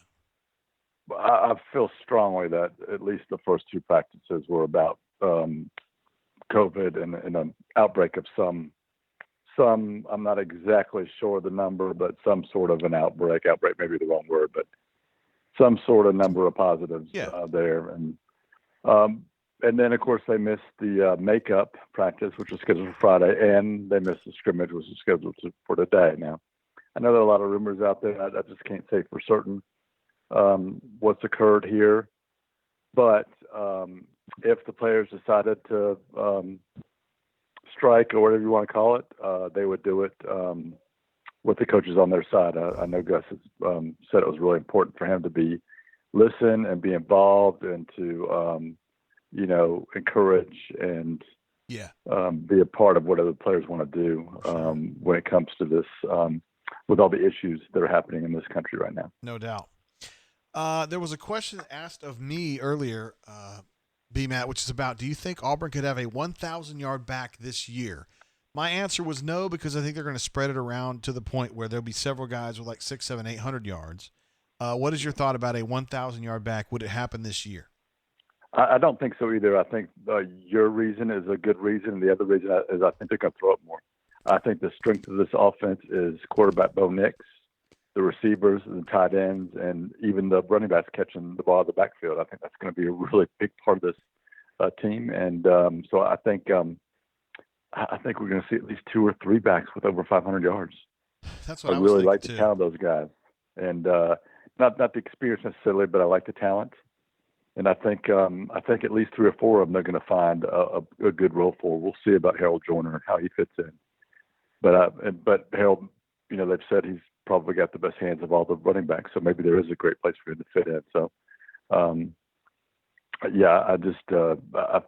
Gus talked about a lot last year, wanting a good running back by committee. Auburn didn't have enough of committees to do it last year, but they did it to some effect. They just weren't good enough at it. Yeah. But that was part of the offensive line and part of DJ Williams just being a freshman and such. But I think they'll be much better at this year. And I think eventually Tank Bigsby is going to be the starter. That's my early prediction. That's what I was thinking too. I think he just has so much talent, man. And DJ disappointed me last year, even though the numbers don't suggest that. But I thought he would be better. I don't know. I think he's just a little raw, and I'm really anxious to see, what that experience and what a year with Carnell can do for him, and being a part of this offense. So he's going to be interesting to watch. And of course, I want to see Mark Anthony Richards and see what he can do. I think he's a really good fit in this offense. Canoe Man wants to know why you don't sound like you have marshmallows in your mouth this week. Remember last week we had to cut you off because you sounded so bad. Why do you sound so good this week? It must be a better connection. That's all I can think of. I think it was just Sprint. I switched over to Sprint, try to save some money and whatever. And of course, Verizon's the best. But every 10 years or so, I try something new and it doesn't work out, and then I switch back to Verizon. So that's probably what will happen here in another year. We also had a question coming in from Powerman who asked a great one. He says, if the players were skipping I hate to say just players, if Auburn was skipping the scrimmage for social justice reasons, why wouldn't they then go to social media and talk about that? That's a great question. Yeah, exactly. That's why I'm skeptical about the whole thing. Right? Because why would you do it and then not speak out about it? A number of players have been very outspoken on social media throughout this whole thing. So that doesn't make sense to me. Yeah. So we will talk to Gus tomorrow night. And I'll also say that I know Gus has been open about the COVID numbers and everything, which I think is good.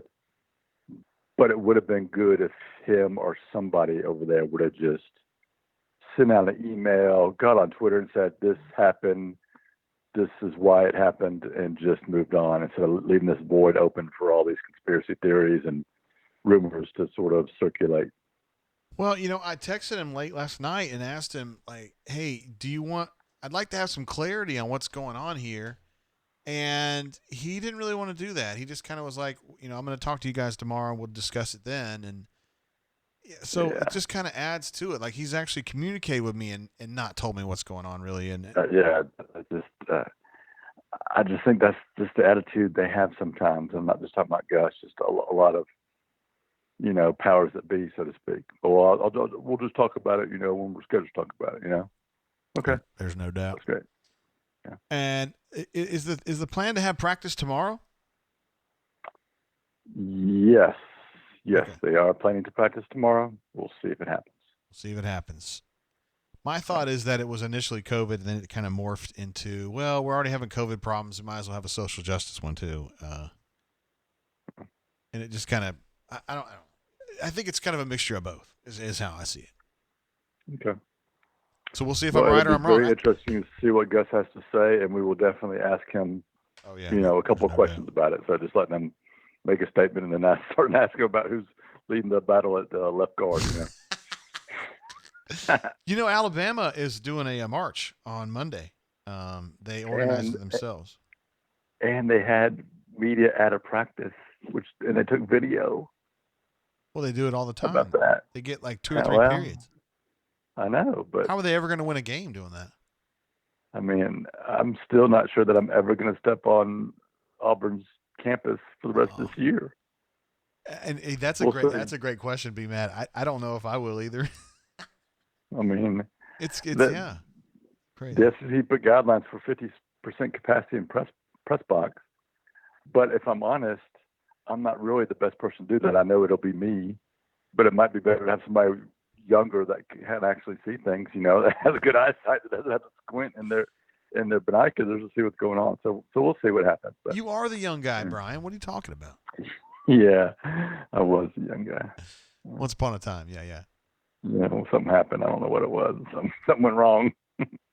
I made a couple changes to our offensive depth chart just based on what I've been hearing. I moved Brandon Council up to the presumed starter at right guard and moved Keandre Jones down to backup. And then I also moved Out Jackson up to backup at left tackle.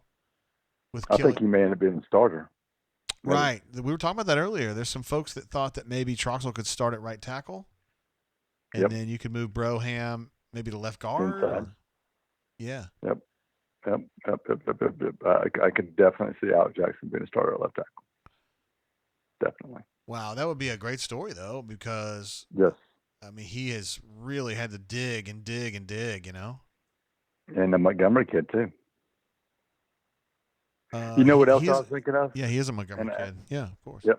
And I think somebody may have pointed this out on social media or maybe on the board, but if you look at this season, it's 10 conference games, the Big Ten and Pac-12 are not involved.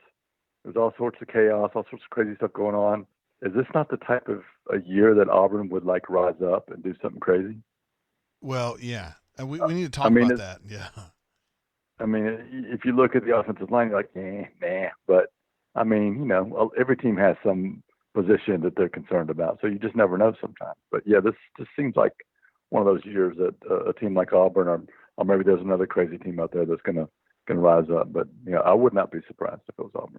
I mean, Auburn, it would be peak Auburn to be great this year, where everybody goes, oh, this season doesn't even matter, and you win like 9 games, and you go to Atlanta, and it'd be so perfect. You're right. Well, Auburn's national championships, but if they'd have played Ohio State, Exactly. Yeah. That is perfect. That's absolutely perfect, because with Auburn, it's always something weird like that, and that would make perfect sense. I mean, 2010 was the most miserable season, and Auburn won the national championship. But they spent the last 2 months of that season worried about Cam Newton. That's right. That's totally true. Made it hard to enjoy that. And then 2013 was just an incredible season, of course, but then that was just so disappointing at the end. Well, I mean, it was tough when we had a hard time with it. Yeah. But we're moving on, Brian. We're moving on. Anything else really pique your interest this week? I thought we had a great interview with Owen Papo, and he said he thought the Chad Morris offense was doing a hell of a job, right?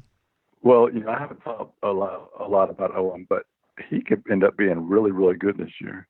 The guy started every game as a true freshman. If you look at his numbers, they're solid, good. But you look at him physically and you know what he's capable of. Man, he could really put up some big numbers this fall, I mean, he could really get after it. He gets after it every damn game, but you're right, he could get some real numbers now, All right, B Matt. So, all right, well, you hang in there. It's Are awesome you having drinking some good bourbon tonight? Yeah, we're drinking that Kentucky Spirit. What do you think about that? It sounds good to me. I It's, do want to give it a try.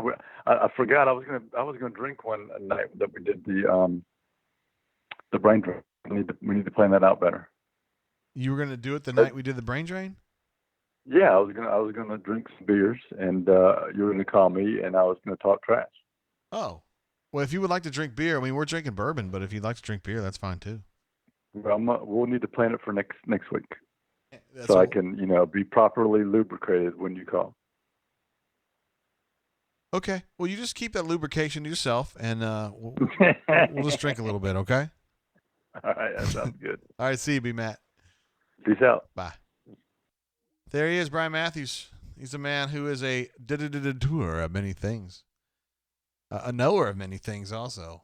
Call Me Biscuit says, hands down the clearest call ever, B-Matt. No stairs, no underwater, no jogging, no shortness of breath. It's great. We got a big super chat during B-Matt's awesome call from Stephen P., who says, nothing in particular, just thankful for the crew and fall football in the SEC. Boy, aren't we all. Thank you very much for that super chat, sir.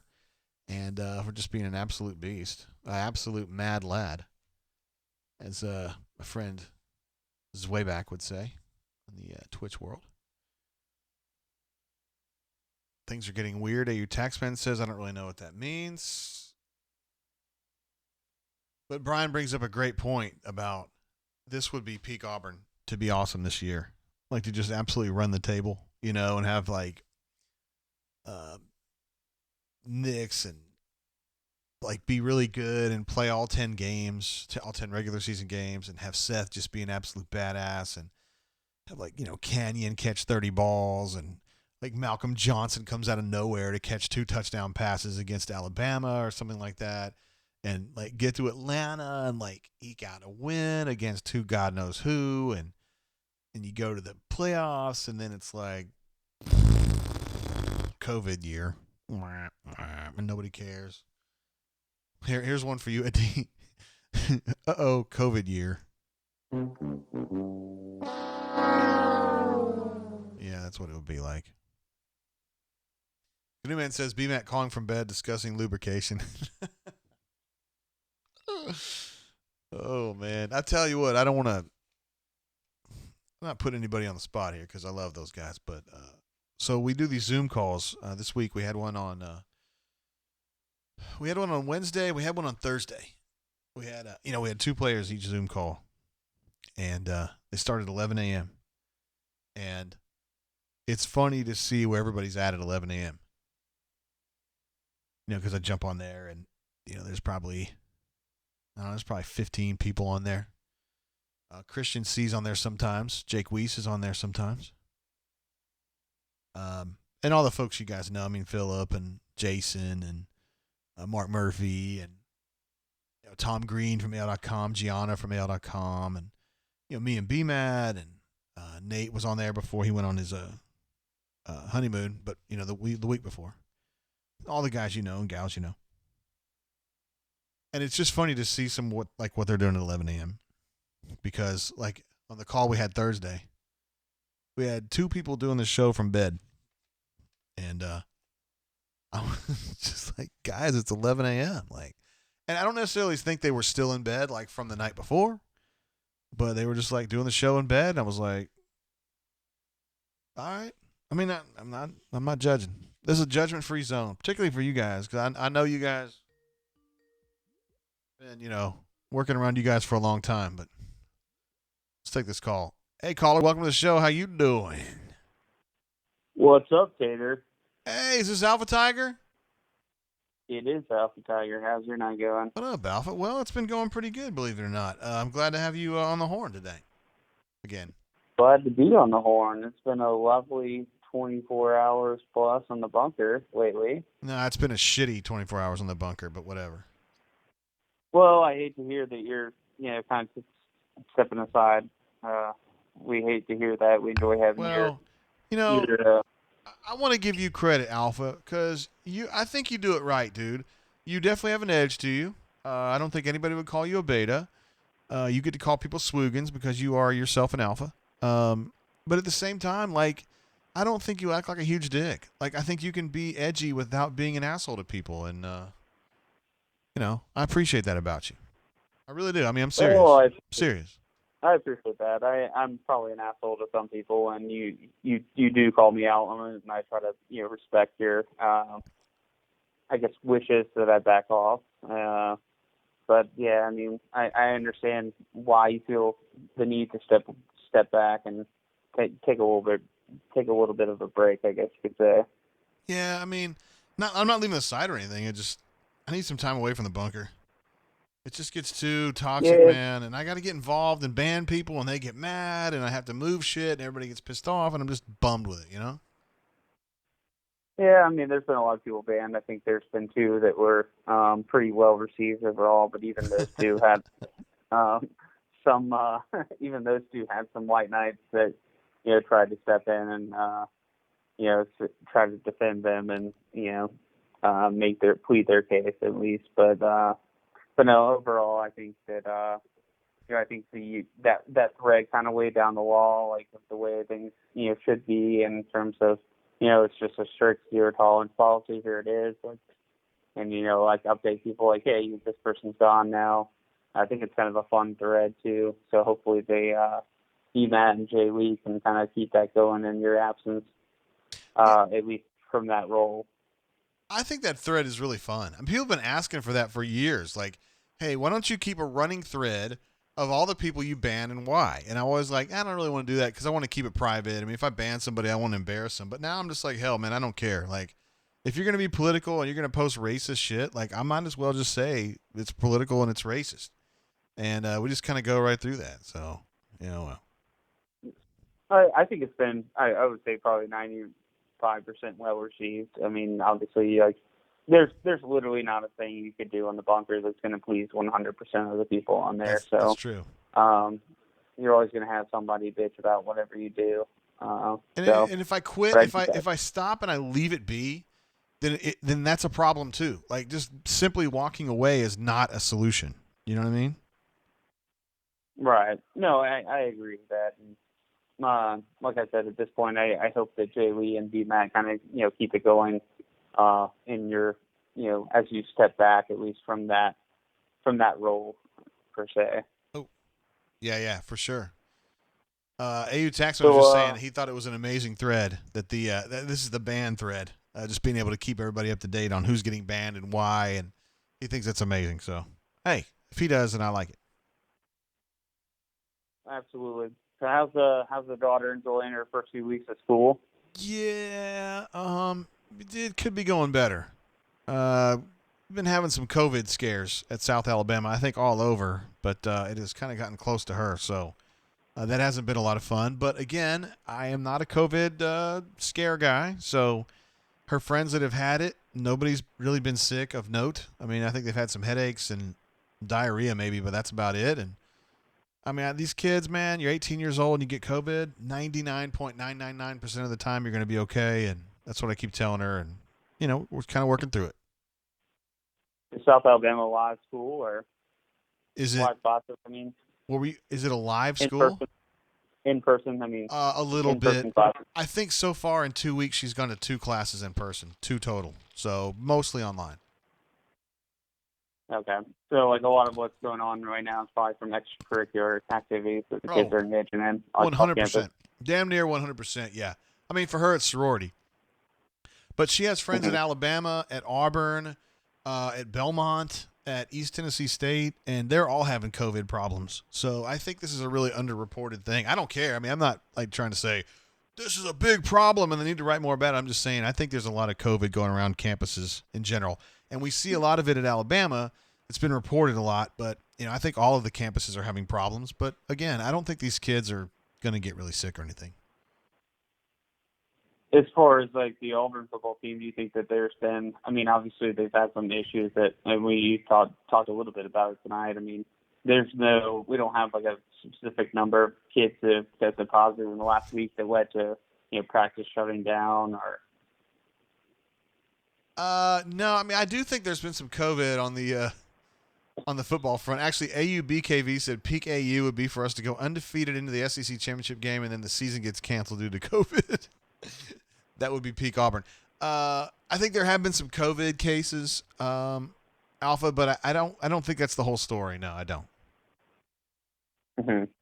Yeah, and I mean, I understand too. We have the different boycotts and shit going on, and I know you touched on that with BMAT as well. And if that's what it is, if it is indeed, like boycotting, like why are they being so quiet about it? Because obviously, if you're protesting to make a change, how are you going to make a change with the people won't know that you're protesting to make a change? And you kind of touched on that in the BMAT, and I think it'll be interesting to see what Gus has to say tomorrow in regards to that. But I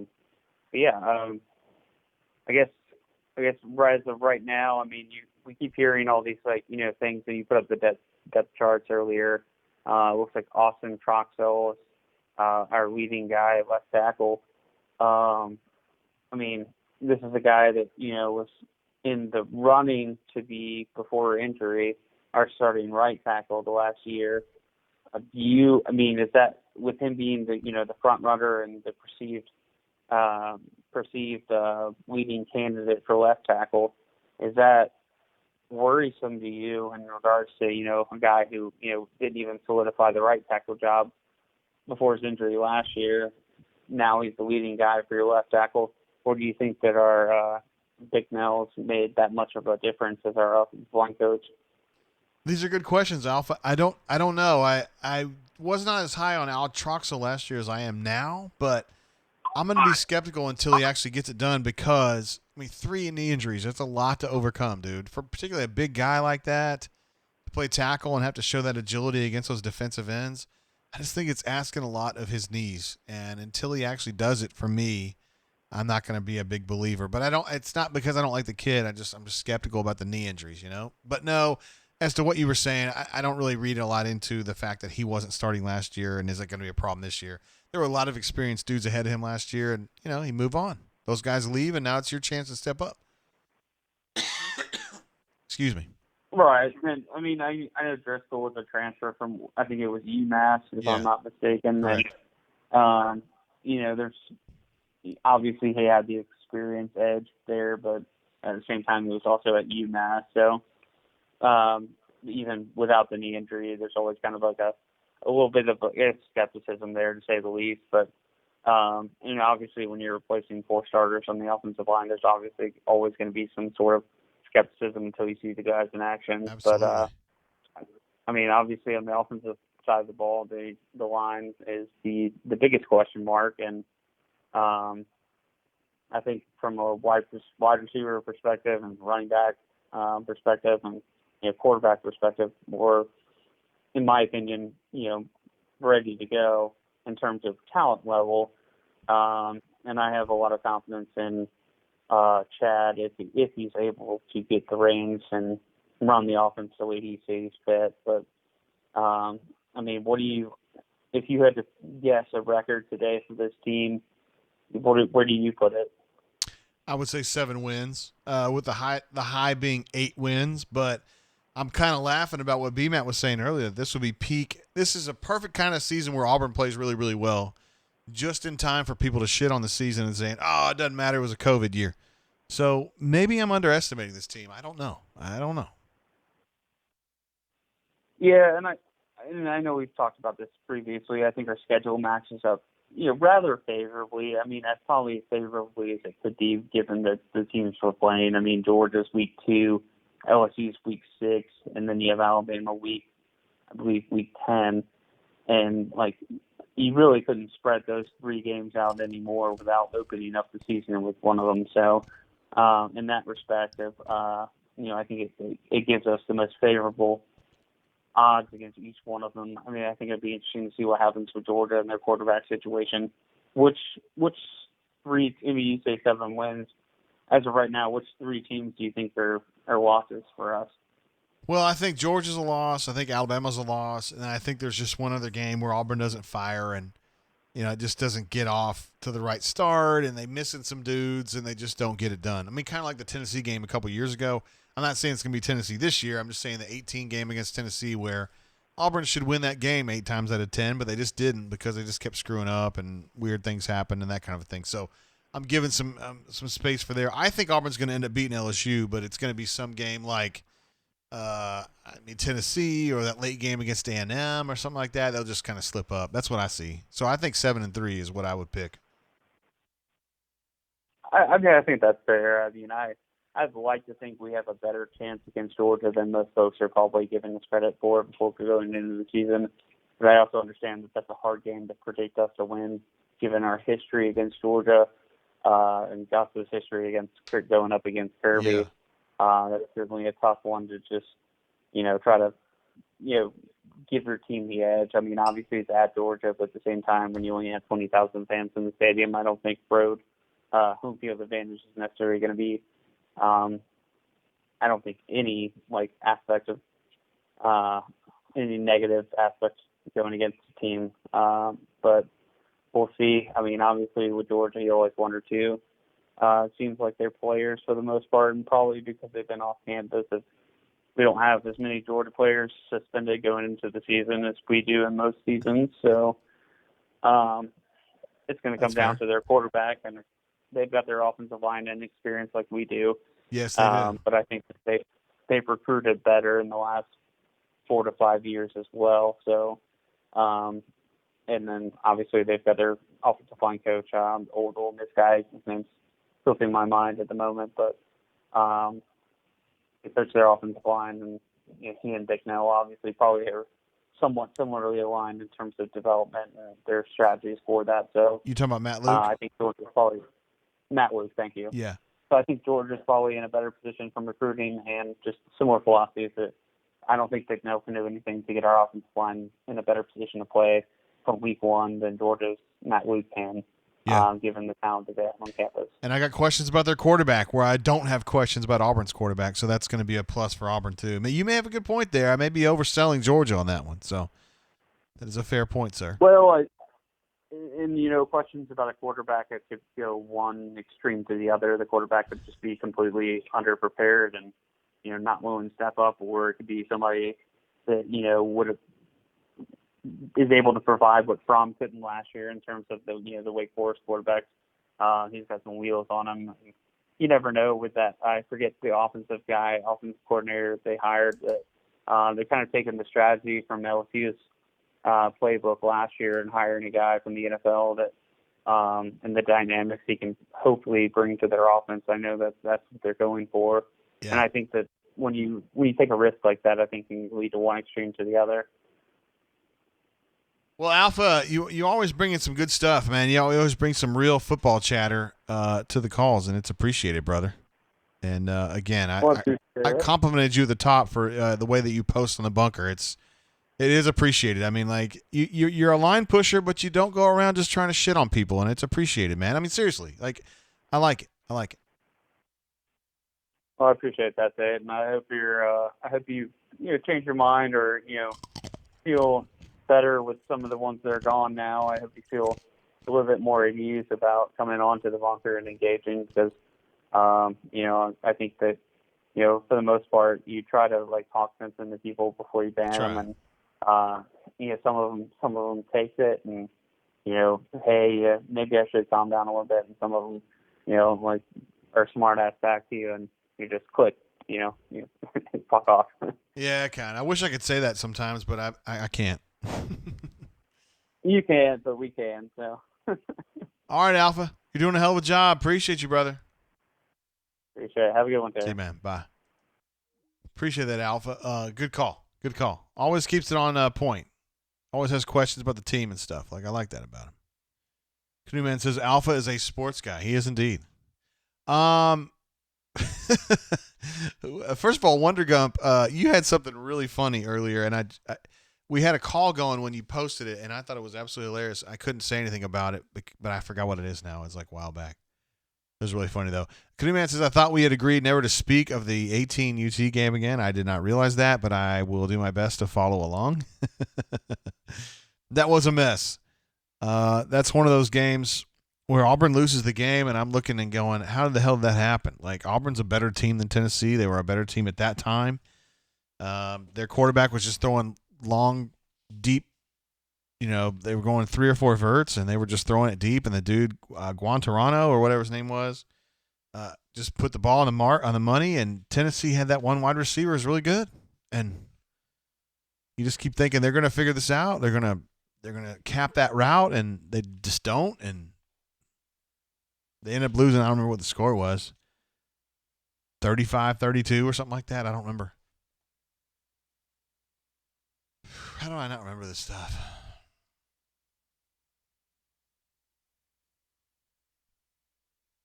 $30-24. That dropped Auburn to 4-3. Is that true? I don't even remember this stuff. Guarantano, goes 21 of 32 for 328, 2 touchdowns. Jawan Jennings, 5 catches, 71. Josh Palmer, 3 receptions, 84. Nobody had like that one huge day, but everybody had a solid day, receiving wise. How about that, man? Jarrett Stidham, 28 of 45, 322, 2 touches, 2 picks. Running game wasn't doing much. Receiving, Seth and Flash had a couple big days. Not much else going on. A little weird game. We're sitting there thinking, they're not going to lose this game, really. Come on, man. They're not as bad as Tennessee. And that day they were. Hey, caller, welcome to the show. How you doing? What's happening, JJ? Hey, what up, man? How you been? I'm good. How are you? Well, doing what I can do one day at a time, kind of, more or less. Yeah, man. It's been a tough week, huh? Yeah, for me it has been, but not for everybody. Yeah, I'm with you. It's been a tough one. Yeah, we'll keep grinding though. I just felt like the board was just like too much negativity, man. And at some point it just starts like affecting my spirit. I don't know how else to put it. Like everything I do in my life outside the bunker, I'm just like fatigued and just bummed. I don't know, man. Yeah. No, I feel you. I typically look forward to the bunker. I don't smoke, so the bunker is like my smoke break. So, it's like I get ready. I'm working, and I, want to go and jump on and check into a couple of threads. And there were just full days where I was just like, I'm not going over there. I'm not going. I checked. What I saw was horrible. I'll come back, tomorrow and see if it's any better. So yeah, I can appreciate what you're going through, and hopefully next week it'll be better. I'm interested in what days BMAT's going to be moderating, so I can check in on those days. I saw you were going to check in on those days. Yeah, those are the days I'm interested in. I think he's doing Sunday and Tuesday, so that means that Jay Lee's going to be cracking the whip. He's going to be knocking people out on Monday and Wednesday. Well, I'll be on Sunday. He's going to be doing. That's going to be my day. He's going to be doing like a super punch out when it's time. Knock him out, and you can hit that roundhouse. That's what he's going to be doing. Yeah, nice star punch. Yeah. So it's we'll see. All right. So I listened to Kornheiser's podcast, and I felt like it was kind of like an inside joke that I wasn't in on. JJ, what I've said to you before is the Tony Kornheiser podcast is the bunker without just a couple of variations. There's more Washington sports than Auburn sports on Tony Kornheiser, but other than that, it's the same thing. So it is no different. There are inside jokes that someone who starts today on the bunker would be like, what the hell are they talking about? Why is everybody talking about chili? What's chili got to do with this? But people who have been around completely understand what that means and, the whatever behind it. So it's the same way with that. After you're on there for a while, it will start to come to you what the jokes are, and you'll be in. Won't take long at all. Well, I love the way he's so respectful with everybody. I was having a tough week with everybody being disrespectful, and then he's so nice with folks. I like that. Yeah, and he's doing a scaled down version. Shout out to Leif B and Canoe Man. He's doing a scaled down version where it's just him and basically his son kind of going through some stuff. So the regular crew is not even in there. So he's got a list of folks that are in there every day, and then he's got some folks like Liz Clark that come in on different days and do different stuff. So David Aldridge will come in. So it's a good rotation of people, and it kind of keeps it fresh. And then, like you heard, he has callers that call in, but they're all journalists. So Jason Lockenfora is his NFL guy. So I mean, doesn't get much better than that. So it's like I said, I just stay with it. I think you'll enjoy it. All right, cool. I'm going to do that. It was your suggestion, so I'm holding you personally accountable. But I've enjoyed it. I'm not as Good. crazy about the Redskins or the Washington football team as some people I'm are. a Cowboys fan, so that lets you know where I'm at. I'm a Oh. Cowboys fan. I'm a Braves fan, but even with that, I still can manage to get through that show without any issues. But let me ask you that. So if you like the Cowboys, like when Liz Clark's on there talking about Dan Snyder, is it just that guy's an idiot, I can laugh at him, or do you just not even care? Yes, Schadenfreude. It is just great. It is great to hear how horrible they are from an insider perspective.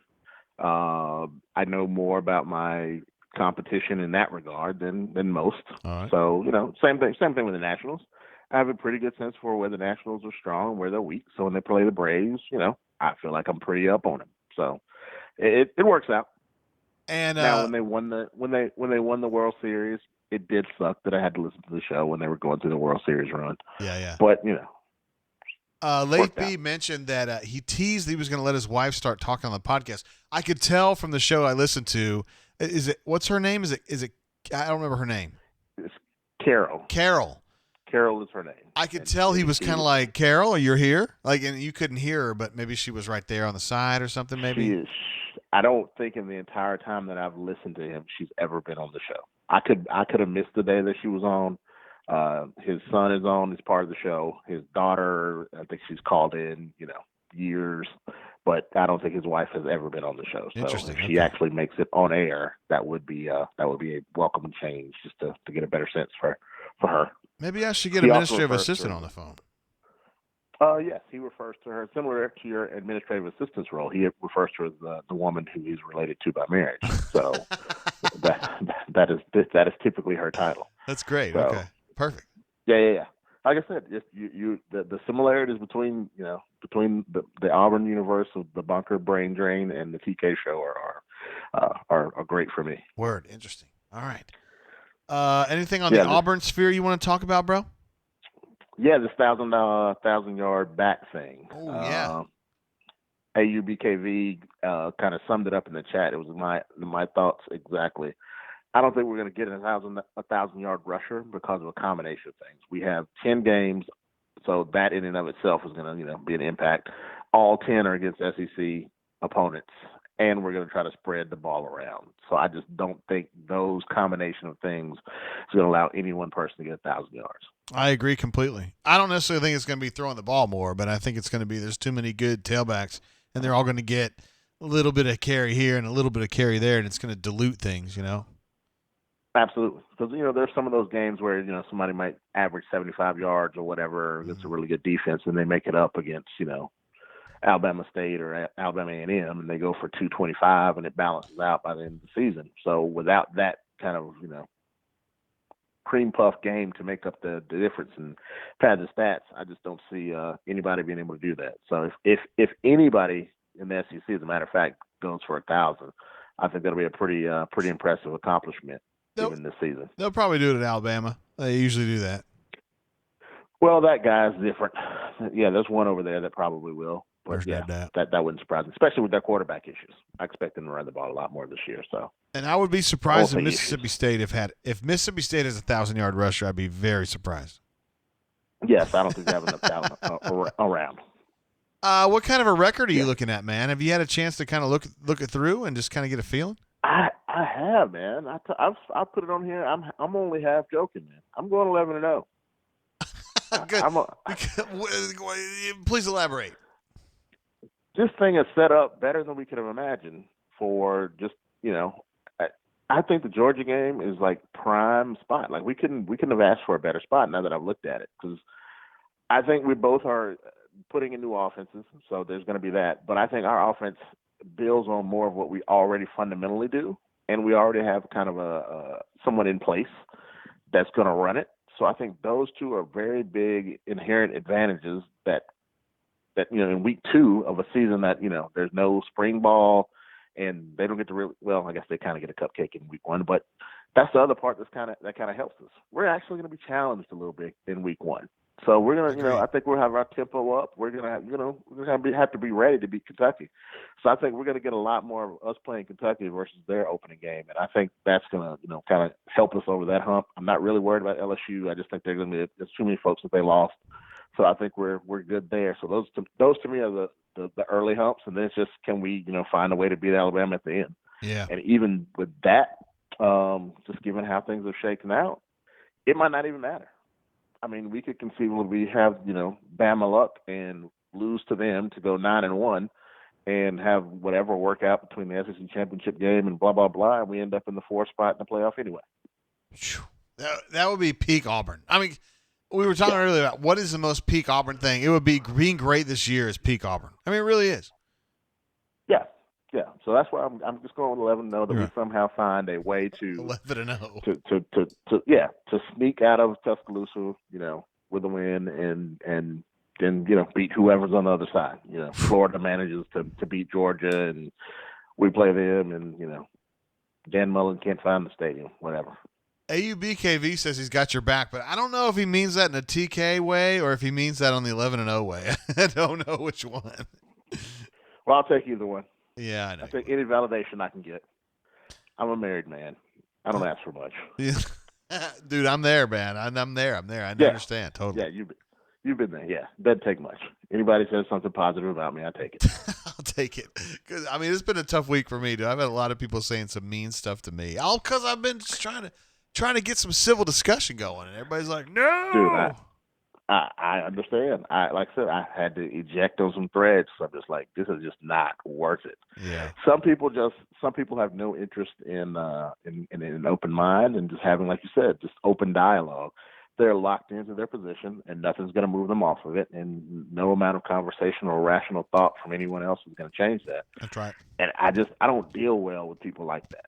I just don't. Not on the board, not in real life. It's just, and so I just take it like I would if I was at a bar and I was having a conversation and someone's making really salient points about something and someone else is just stuck in their world and they just can't, have any empathy for the conversation or just pause and listen. I'm gonna be like, all right, yeah, let's go over to the other, let's go throw darts, let's go play some pool. I'm tired of listening to this guy, run his mouth. So that's kind of where it has been in the bunker. Just some folks they're stuck. They're going to just hammer their points home, and it's just not worth my time to invest or try to communicate with them. It's a nice use of the word salient. That is a word I used to use when I wrote psychology research papers. Salient. My wife hates it. I don't know where it comes from, but addiction's one of the things. Addiction's one of the things I enjoy, man. I throw stuff out there, pops in. Boy. I roll with it. That's a good one. When I hear that one, I think of it's a good word. It's a great word. You used it perfectly. You're a badass. That's why you're D-Lucky. I don't know about all that, but like I said, I enjoy the show. I enjoy talking to you. Like I said, I can't wait till we have some real football to talk about. And it looks like we might actually get there, man. I think we're gonna get there. Yet. I think we're gonna get there, D-Lucky. I really do. Yeah, we haven't screwed it up yet, so we're just gonna try to hold it in the road a little bit longer. All right, D-Lucky, thank you for calling in. This is like your 15th consecutive week, and it seems like judging from the chat, everybody's really fired up about it every time you call in. So I hope we can make it 16. Much love to everybody on the call. Hope I'll be back next week. All right, D-Lucky. See you, bro. All right, man. Stay safe. See you, man. There he is, D-Lucky. I would say first ballot Hall of Famer. A very consistent, excellent caller. A rational poster. I mean, what more do you want? Jay Smith jumps in, says, keep these swoogin' heads on a swivel, JGT. You're the man. Thank you, bro. Appreciate that very, very much. And also, I had it up during the D-Lucky's call, but also 03 Tiger said, JG just joined the chat. What bourbon are we drinking tonight? I did mention that I was having the Wild Turkey Kentucky Spirit. And it's been delicious. This is really good. So for me, this is probably like a daily drinker. It's very inoffensive. It's got a very muted front end, a smooth back end. There's nothing harsh about this. Although, for me, Basil Hayden is actually like drinking water. It's too smooth. This is not too smooth. It's just pretty damn smooth. My wife's going to really like that when I give her a chance. Oh, 03 Tiger, Ed Darby reminds me I need to give a DJ air horn for that one. Boom! Super chat, baby. 03 Tiger, thank you for that. I want to make sure you got all the love you deserved for that super chat, even though it was during the call. And, of course, Jay Smith already read this one, but thank you very much. Keep these swoogin' heads on a swivel. Swoogin'! That's an Alpha Tiger special right there. Oh, we'll give an air horn for that, too. Let's see. Administrative assistant says somebody is sounding lit. I'm not really that lit, really. This is a true story. I got a friend, my friend JB from Washington, D.C., which I don't think is a coincidence, says, I think D. Lucky and I would get along very well. I agree. But D. Lucky's I think he's the kind of guy that gets along with pretty much everybody.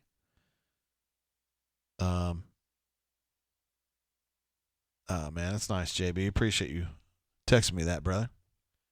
You know I love you, man. One of my all-time favorites. You're in my personal Hall of Fame. You know that. I've told you that.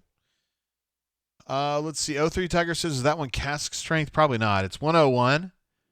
So this is, as AU Taxman mentioned earlier in the show, this is basically Wild Turkey 101 single barrel is what this is. Now, as I said early, I did have some Wild Turkey 101 at my man JB's place, but I was a little bit lit, so I can't give you a full assessment of if this is actually just like a more refined 101, but my gut tells me that it is, because it is, in fact, 101 proof. So this is probably just a smoother 101, and I'm telling you guys, it's pretty... Okay, if this was $35 a bottle, I would drink this all the time. This would be my number one. Right now, my normal daily drinker is Old Soul from our friends at Cathead Distillery. This is a great daily drinker. And this at ABC, I think, is 40. I think. And that has been my daily drinker. This Kentucky Spirit is more like 55, which to me is a significant bump up. If this was 35, I would drink this every day. But it's not 35. It's 55. And I think that actually says something nice about Old Soul, because I think, to me, that tastes like it's a good bourbon for the price. It tastes delicious. Let's see. Alpha Tiger says, let's take a look at Lisa Booth's picks. I don't know her. But you know what? Maybe we can get to know her. We're going to our first time tonight. We're doing Gals We Adore. We got Jill Arrington, obviously, on the left there, and then Roz. Here, we love Roz. Let's see. Lisa Booth. Do I know her? Let me put Tom. Hold on. Lisa Booth?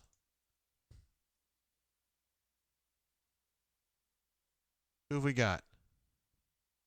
She's a graduate of University of Tennessee? What? No, I don't think we can do this. Oh, no, wait, we can. That's fine. I don't recognize her. Do I recognize her? I mean, she's a Fox News person, but she's obviously not on one of the shows that I watch. Oh, my. Oh, my.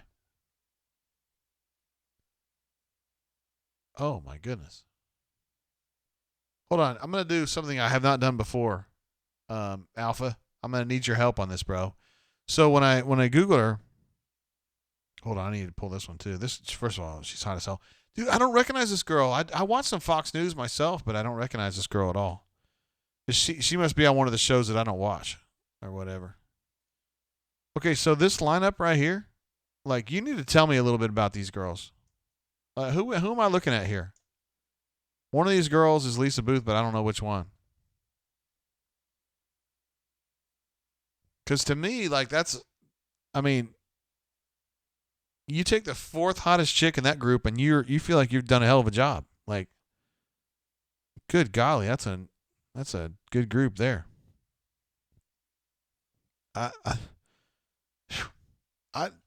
You'd be hard pressed to find 4 chicks hotter than that, like in a group. So Alpha, I don't know what we're looking at there.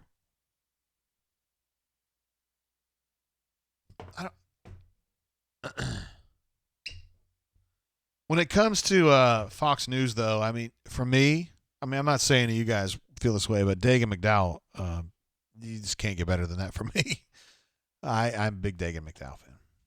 Dagan, am I getting the name wrong? I feel like I'm getting her name wrong. Dagan. Far right is Lisa. All right. So whoever the fourth hottest chick there is still really, really hot. That's an incredible. Jillian Turner, I'm told, is on the left. Wow. Okay, and then I think this is the actual gal you were talking about here. Hold on. You were Lisa Booth. Right here in the middle. I think is who we're looking at there. So Alpha, yeah, that's a good pick, bro. I could do less with the guys, maybe, but I like the bandana. Extra credit for that. I do want to share with you guys a story that you probably don't care about, but I mean, you know, when we get to this point in the brain drain, we start talking about some stuff that's kind of a little bit, maybe a little bit different. So I watched a oh my God, we can't have that. I watched a documentary the other day. It's been a couple weeks now about the Go-Go's, and I'm just kind of like I'm not an active Go-Go's fan. They're fine. Their music was good. But when I started watching the documentary, I didn't realize all the stuff that they had done, like prior to me like caring about them in like '82. And they did some like seriously hard rock stuff, like for like in '80, we're talking about '80, '82. Like they were doing some real hard rock stuff, and girls at that time really weren't doing a lot of that. And so they kind of trying to get the right shot here. They were kind of out there, and I think the documentary, I think I saw it on Showtime or anyway. So I've got this thing about I've got this thing about girls that have gold hair bows. It's just one of those really weird things in my life that I don't really understand why I have such a thing about girls with gold hair bows. Okay, I don't understand. It's weird. But if I see like a girl my age with gold hair bows, I just lose my mind. Like I'm just like, oh my God, that girl's so hot. It doesn't make any sense. I've never even thought about it. I just thought it was like life. So I watched the Go-Go's documentary the other day, and out of nowhere, I realized that Belinda Carlisle in the video for Our Lips Are Sealed, and I happen to think Belinda Carlisle is like smoking ass hot. Now, you young guys don't know her, and you shouldn't know her because I don't know as though she's hot anymore. But so I'm watching the video. First of all, this chick is unbelievable. Thank you, Alpha Tiger. That's an Corny Movo says Dagan is hot and has an attitude. Exactly. Like that's exactly what I'm talking about. Because I don't have any room in my life for beta chicks, and Dagan McDowell's not a beta, and she's hot too. So it's like all good. So anyway, I'm watching this Go-Go's thing, and then they show the Our Lips Are Sealed video, which I have not seen in the longest time, dude. There it is right there. And this is not the greatest shot, but I just snagged that from the video. I suddenly realized what the deal is, man. The deal is it was Belinda Carlisle all along. Because my wife was in a sorority, Chi Omega, and they had, their colors are red and gold, and so they would wear these gold headbands, and I'd be like, that's really hot, but the girl's not hot, and I never really thought much about it because I was infatuated with my wife. And all of a sudden, it made sense. I was like, I used to watch these Go-Go's videos. I used to lust after Belinda Carlisle. And now anybody that has what looks like Belinda Carlisle with like this poofy hair and gold shit in their hair, it's like, I don't know. Anyway, it was a big moment of clarity for me, not for you guys, and I don't care. Ruxy Poo. I'm just teasing, man. It's all good. I am so glad that Alpha Tiger suggested that gal, because that's you did a good job, bro. Outstanding. Ruxman says, Wonder Gump says, gold hair bows are to JG as flea flickers are to Gus. But there's no doubt on me, I do like gold hair bows. Is there anything wrong with this girl? Like, there's nothing. There's just literally nothing. That's a great pick, man. Alpha Tiger. Whew. All right, let's go back through our usual group here. Let's see what else we got. Oh, yeah, that's an unbelievable foursome right there. Holy good golly. Oh, I remember that. We talked about that last week. How you kind of manipulate that little roller on the right. Kind of get everything you needed whenever you needed it. Lori Laughlin, and I guess that's her daughter, Aunt Becky. She's going to jail, guys. Don't worry about that. Amanda Coetzer, former tennis player from South Africa that I thought was really cute. Carling Bassett. Somebody asked me I think it was Canoe Man asked me last week, who do you have a big crush on when you were young? It was Carling Bassett, tennis player. Jennifer Connolly. Good golly, Miss Molly. She was super hot. I don't even know who that girl is. Roxy, I think that was the girl I thought you were talking about last week, but that's not actually her. But this girl was hot anyway.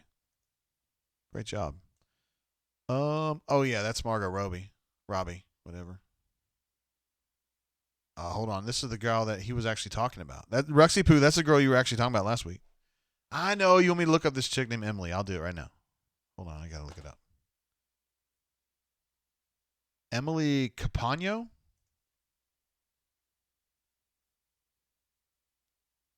Yeah, we can do that. Oh, goodness. She's a contributor on Fox. That's another girl I've never seen. I don't see. This girl must not show up on the Outnumbered. I watch Outnumbered and I watch The Five. Those are the two shows that I watch on Fox News. I don't see a picture on here that I feel like shows her properly. No, I don't think that does. This is probably going to have to do. Oh, you dirty. It's websites, man. Sometimes they make it hard to kind of.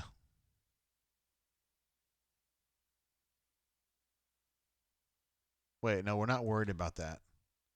Like, what's up with her ethnicity? I'm like, no, I'm not really worried about that. I can't get the picture to work, bro.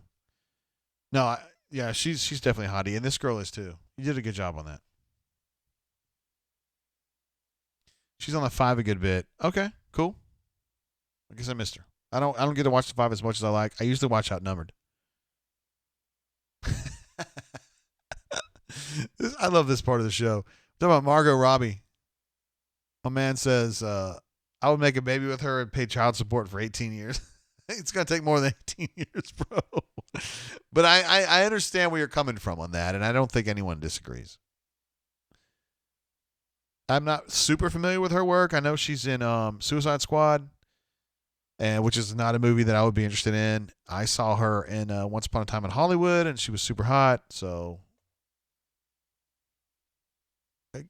corny, please, guy. I hope you're not talking about Margot Robbie when you're talking about thick thighs. Please, you're probably talking about this gal. I'd like to know more about her. What's her story?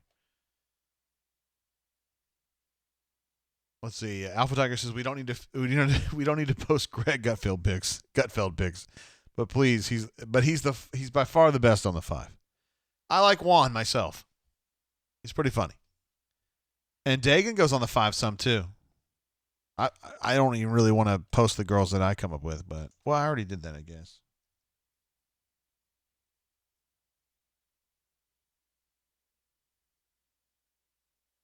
I mean, you guys watch Fox News, though, so you know who Dagan is. I don't like these pictures of two girls because everybody always goes, oh, the other one's hotter.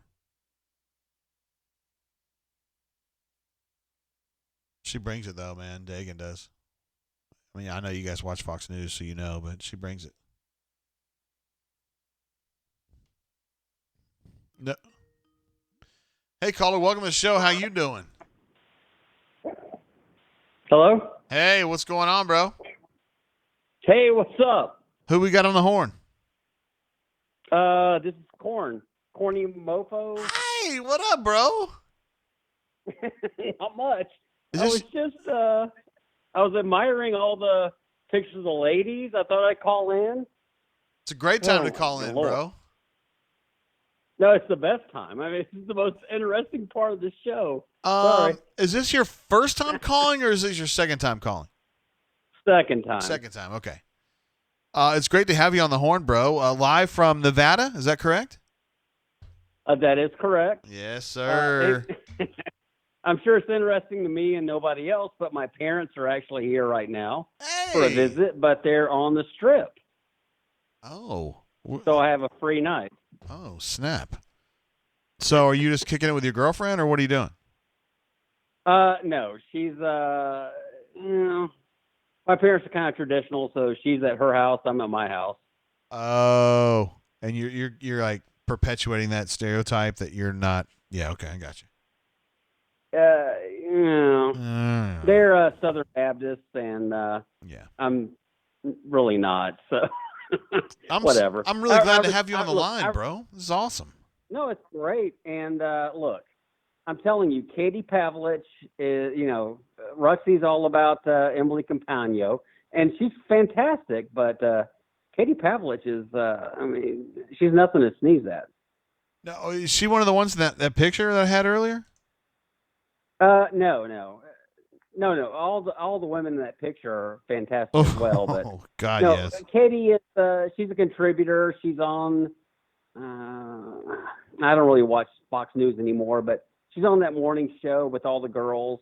Outnumbered? Oh yeah, I've seen her on there. Yeah, she's on that a good bit. Yeah, and she's definitely pro Second Amendment and all that.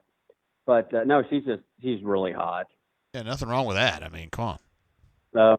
It's fantastic. Yeah, she's a cutie. I like the looks of her. Yeah, good call on that one. Yeah. What's been going on with you, Corny? How you been?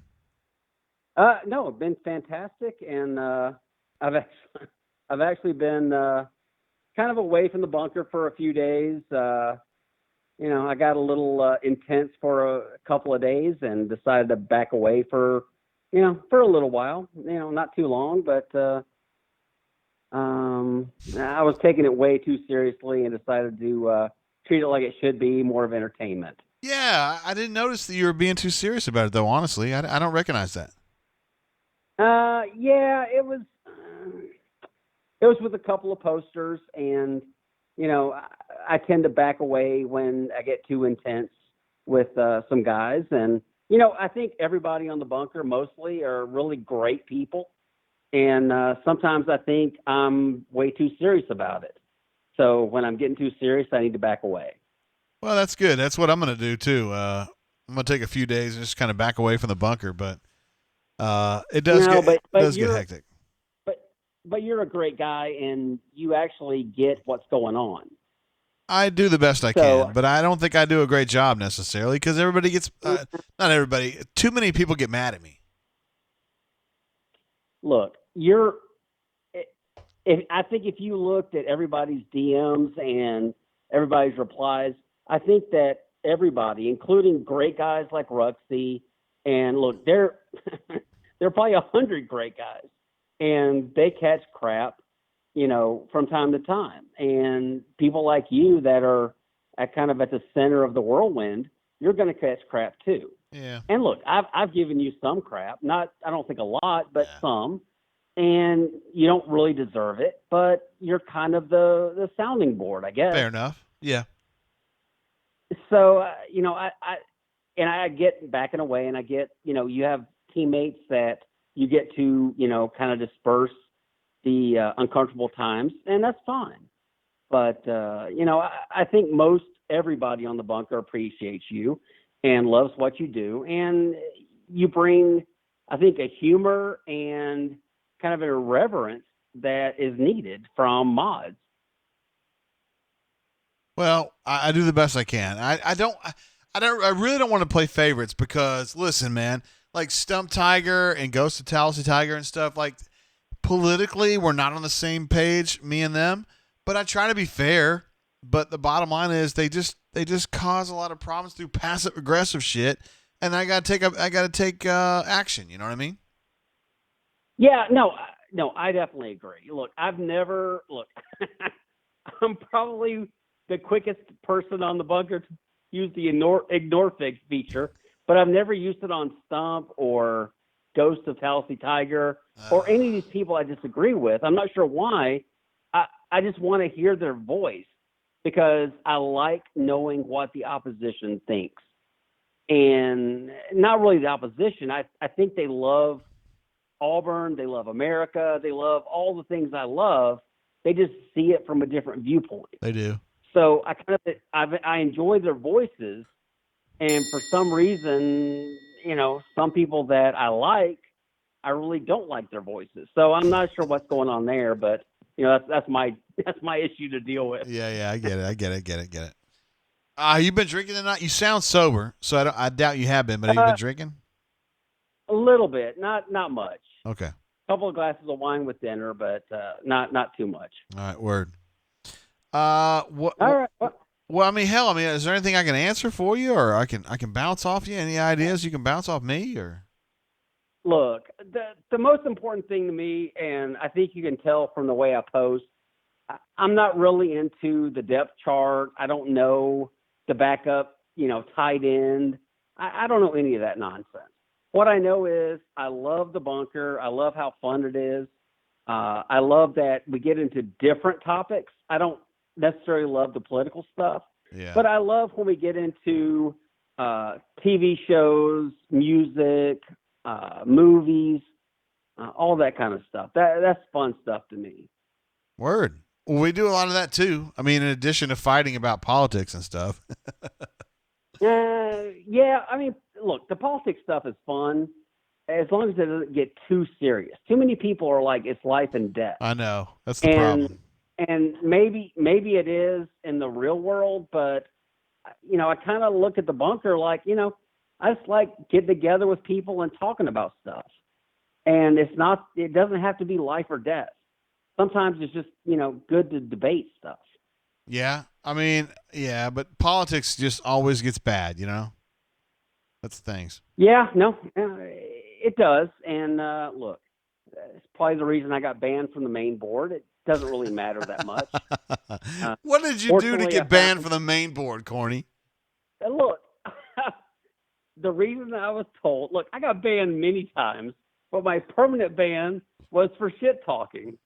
And I had to Google what shit talking was. And that seemed like everything that the main board does is shit talking.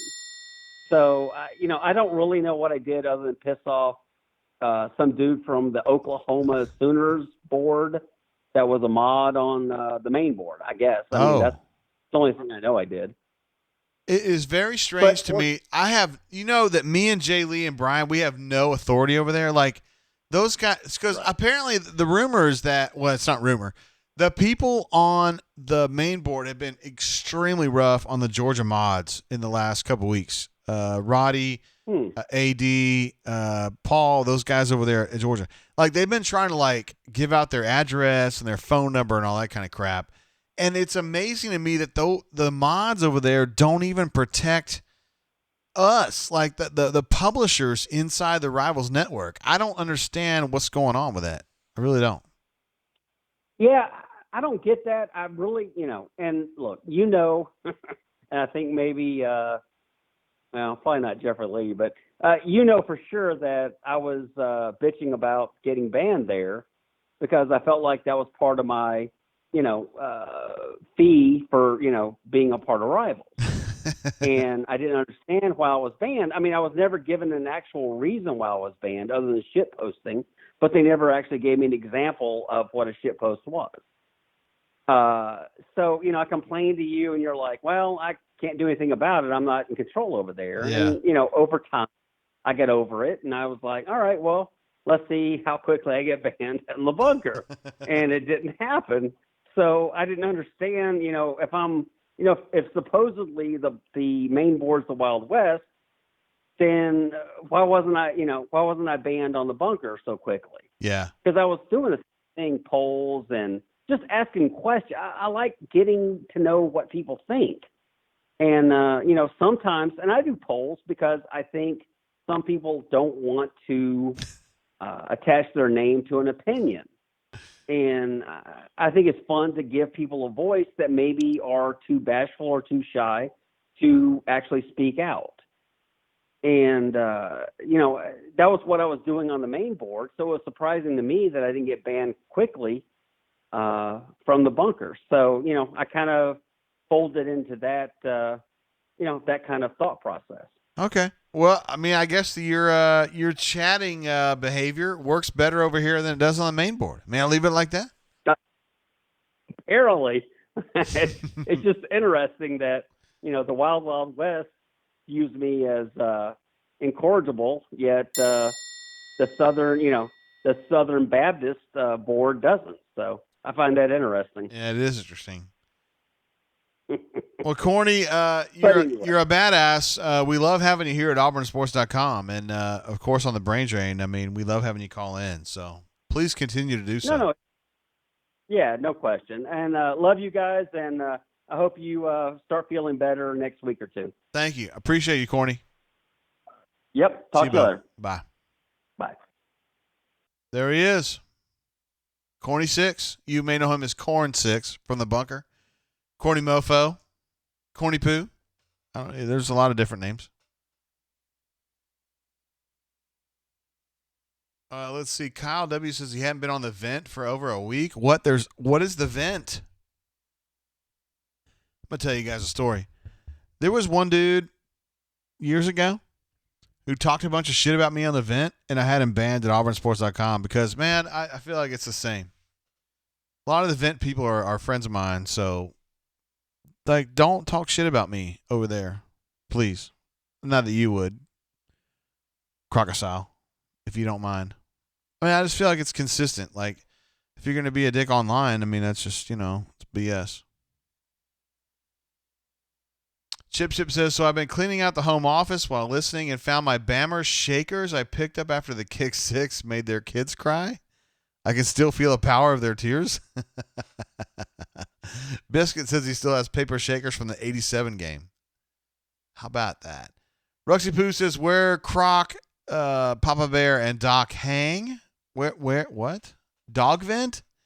Those guys aren't Georgia fans. That's some BS that Knotted Shorts came up with. And you pearls need to sack up and not be getting involved with that stuff. Hey, that's Katie Pavlich, whom Corny was referencing earlier, but wow. Alpha, I am forever in your debt, bro, for this gal. My goodness. Look at that foursome right there. My goodness. They deserve a fuller, yeah. Goodness gracious. That looks like back in my day, that would have been like a Kaio, like the best of the Kaios. Wait, I'm going to tell you all a story, too, that you don't care about, but I'm going to tell you anyway. So oh, goodness. There's nothing wrong with, like, that girl's, yeah. Thank you, Alpha. You're the man, bro. Get my son 1,000 subscribers challenge says R.I.P. the Black Panther. Chadwick Boseman, who passed away, I believe, yesterday from colon cancer after a 4-year fight with colon cancer. And he made like 8 movies in the interim. Unbelievable. Agonzas says, BRB going to pull up Lisa Booth's Instagram. Yeah, I don't think there's anything wrong with that. Oh, my goodness. We got to go back to the front page for this one. Hold on. Well, we got another. Oh, I didn't mean to cancel that call. I'm sorry. I did not mean to. If you were trying to call in again. That's my fault totally. We got a super chat coming in from D Lucky. This is RIP Chadwick Boseman. Cheers to a better week for everyone hanging there, JG. Oh my God. D Lucky, you call, you post in the bunker, and then you also super chat. It's just unbelievable. We don't deserve you. Oh my gosh. Alpha Tiger says Lisa Booth's Instagram is. I'm on it. I'm on it right now. Hey, listen, seriously, I only use the Instagram now to follow my daughter's sorority because I want to see what they're up to. But I'm going to now add Lisa Booth.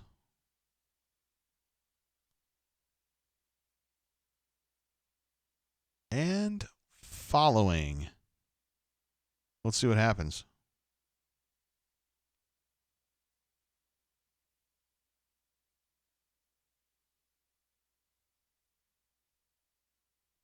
Alpha, seriously, dude? Thank you, man. Oh, D Lucky air horn. D Lucky, my man. Boom. Thank you for the super chat, bro.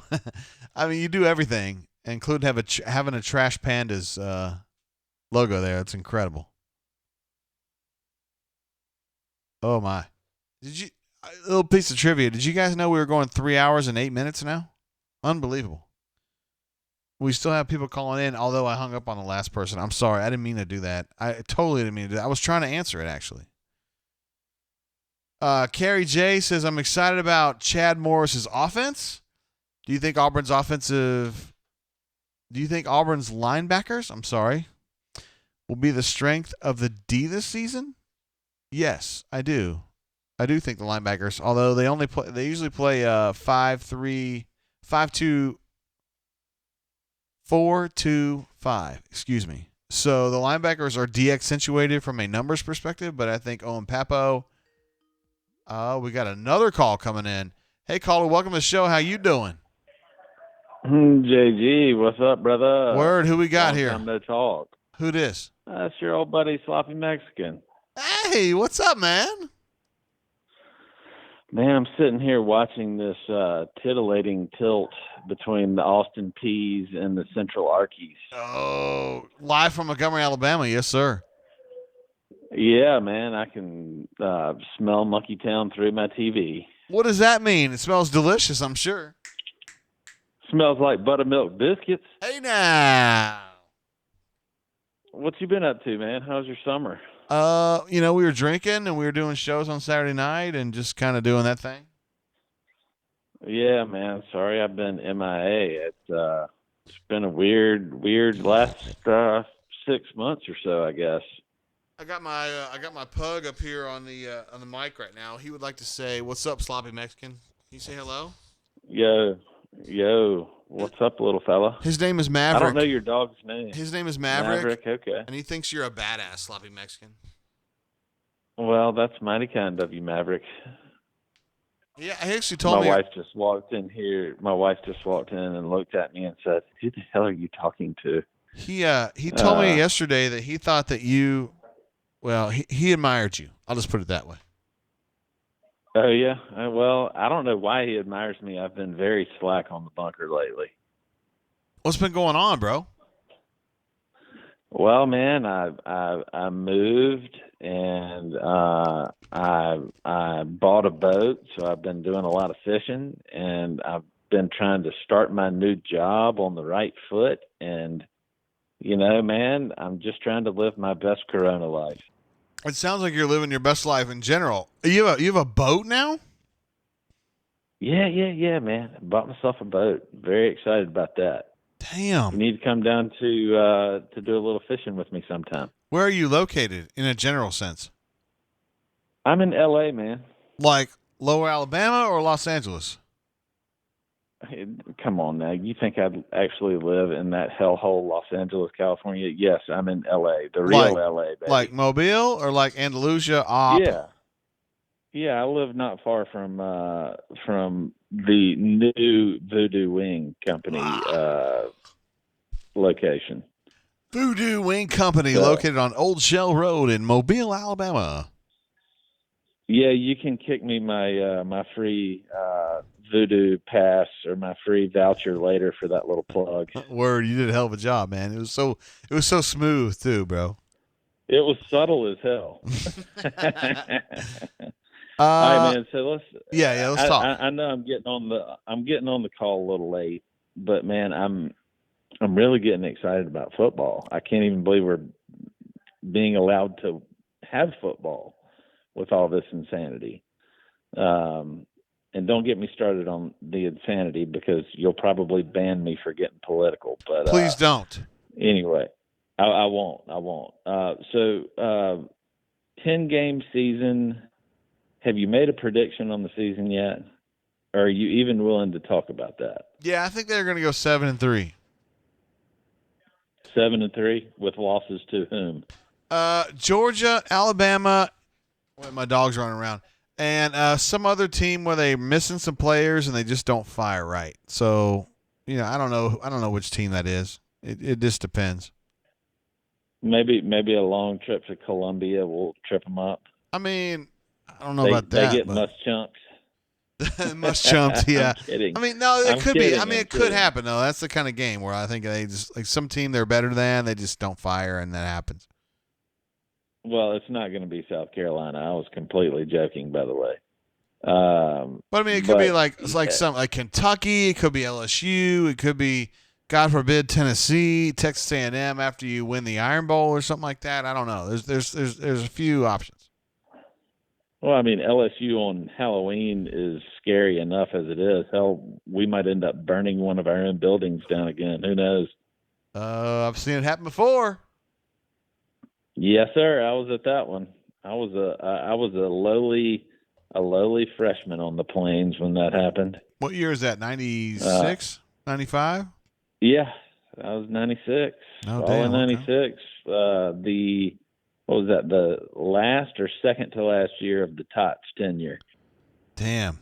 You were there when Tater Tot was the head coach. How about that? Yeah. And for a second there, I actually admired that son of a bitch, but yeah, I don't anymore. I understand.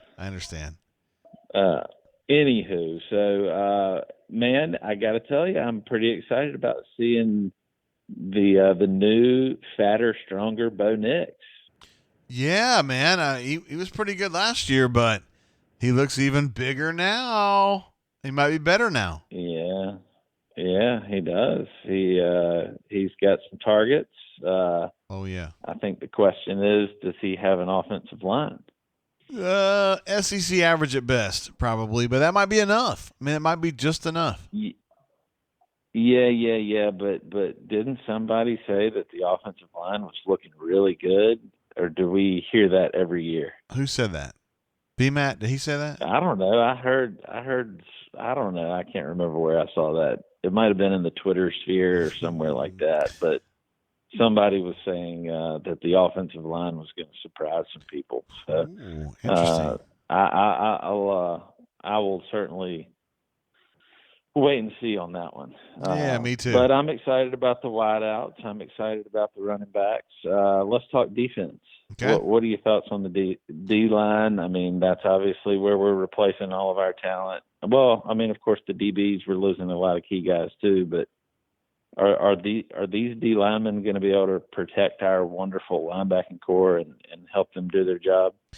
Yeah, I love the numbers. I mean, what I mean by that is I think they're 6 deep at tackle, and I think they're 5 deep at defensive end. So that's a lot of dudes, and I don't see like a superstar performer yet. But I do think they have a lot of dudes, and a lot of times when you get into the second half of a season, and you've still got really good fresh dudes at your 5 spot, your 6 spot. That's when it kind of tips the scales and it really messes things up for the other team. So I love the depth, and I think they're going to be okay. I just don't think they have a Derek Brown or a Marlin, no. Yeah, but that's okay, man. I mean, if you're in the fourth quarter and you're putting fresh legs on the D-line, you can mitigate not having a D Brown, you know? Agreed. If we can have some speed off the edge and at least get a decent push up the middle. I mean, you know, we can blitz from the linebacker spot and wreak some havoc. Yeah, absolutely. Owen Papo, McLean. We might be able to get Wesley Steiner in there. Tisdall, Kenny Britt, O.C. Brothers. I mean, a lot of dudes, man, can play that spot. Yeah, didn't we have 2 linebackers opt out? Isn't that right? Yeah, Chandler Wooten and Josh Marsh. Yes, sir. Well, we might miss old Chandler Wooten. Yeah, That's a shame. He's a player. He's a player, but, you know, it is what it is. But he'll be back. He will. Theoretically. So. No, he'll be back. Yeah. Good. All right. Well, hey, man, you know what? I'm excited either way for the season. You know, am I going to be able to, now that I'm living closer to Auburn, am I actually going to be able to get inside of Jordan-Hare Stadium and watch a football game live? Yeah, I don't know about that, bro. I mean, how much money do you put in every year? Oh, I don't put shit in. Then the answer is probably not. I spend my money on boats and good whiskey. Oh, man, I was hoping when you said boats, you're going to finish with something else, but that's cool, man. I mean, I like whiskey too, so it's all good. Well, I just picked me up a little fifth of the Four Roses single barrel the other day, that is delicious. and it tastes like freaking vanilla, and I love it. It is really good. I haven't cracked it yet. I'm thinking about putting it up and just letting it get nice and dusty for about 10 years, and then maybe one day crack it open after an Iron Bowl win or something like that. I don't know if it's quite that good, but it is good. It's delicious. Dude, how long has it been since you've called in Sloppy Mexican? Dude, it's been a while, man. I think it's probably been since, I know it was last football season. I haven't called in since you've been doing the drain. Damn.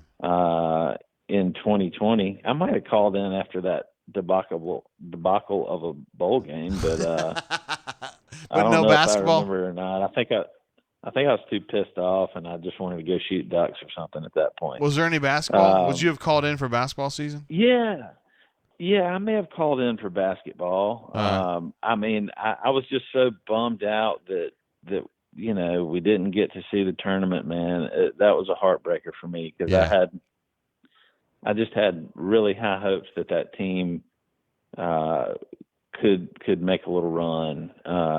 But the great thing about basketball is Brucey is just going to keep pumping the athletes in that program. No doubt. And man, he's got some good ones coming in, that's for sure. Oh, he always does, man. I mean, they recruit really, really, really well. Yeah, no doubt. Well, man, what was the highlight of your Corona experience now that we seem to be sort of kind of winding down from all this bullshit? Probably being able to drink more. Yeah. And my daughter. Yeah. Did you become a more well-rounded alcoholic during this whole thing? I probably did. Yeah. And then especially with my daughter gone now at college. I mean, it's just me and wifey, and we just kind of hang out and drink. That's kind of what we do. So yeah, that's probably how it's headed. Yeah, I think there are a lot of livers that are not appreciative of the coronavirus. They didn't like that. A lot of liver disease. we can joke about it going on. Yeah, we can, because you know what, we've put up with all this quarantine bullshit long enough. We need a little humor in our lives. Yeah, we do. I little gallows humor, it's never gonna hurt anybody. No, that's right. Well, how's B-Matt doing? And Jay Lee and all those dudes? They're kicking ass. I mean, as usual. I mean, B-Matt, phone coverage not great at his house. When he calls into our show, it sounds like ass usually. But I mean, that's fine. And then Jay Lee's just kind of doing what he does. Right here. Jay Lee got his bow stands hung and everything. He's all fired up for hunting season. Oh yeah, B-Matt's big. Are you talking about Jay Lee or B-Matt? Dude, B-Matt doesn't hunt, does he? Of course not. No, he's scared. Yeah, he walks his dog. That's all he does. That's pretty much what he does. No shit. Yeah, Jay Lee's fair enough. I think Jay Lee might have been doing. Is there some stuff you can hunt right now? I mean, you can always hunt hogs. And bow season opens up early, but I don't think it's open yet. Word. Okay. But anyway, yeah, I'm excited to be back in the good state of Alabama, man. I've got some stands hung, and I'm ready to sling some arrows myself. All right. So. Hey, I don't. Well, please JD, don't. I don't want it to be like 6 months. We need to hear from you again. I mean, I don't want this to be a 6 month thing. Well, man, I was just sitting here watching this fantastic football game, and I was kind of messing around on my phone, and I looked at YouTube, and I saw a live brain drain going on. And I said, shit, I'll check it out, see who's on there. Hell yeah! And of course, I saw Chip on the old message board or whatever you call that thing, and a couple other folks. Yeah, hell yeah. And then Lisa Booth's name came up, and I decided to call in. She's a hottie for real. I mean, she's extremely sexy. Well, it's really her brains that turn me on. Right. Of course, obviously. Of course. Shit. Well, listen, man, if you're ever in Mobile, hit me up, and we'll go grab a beer and some wings or something. I am in Mobile periodically, so maybe we can do that one of these days, all right? Yeah, is your daughter at South? Is that right? She's in South Alabama. Yes, sir. Loves Mobile, having a great time. Cool, man. Well, yeah, hit me up, buddy. We'll go get a beer. All right, bro. You be good. All right, man. See you, Yeah, bud. be good, man. Talk to you later. Yeah. Bye. There he is. Sloppy Mexican. We're glad to have him back. I got to see where he's from. Hold on.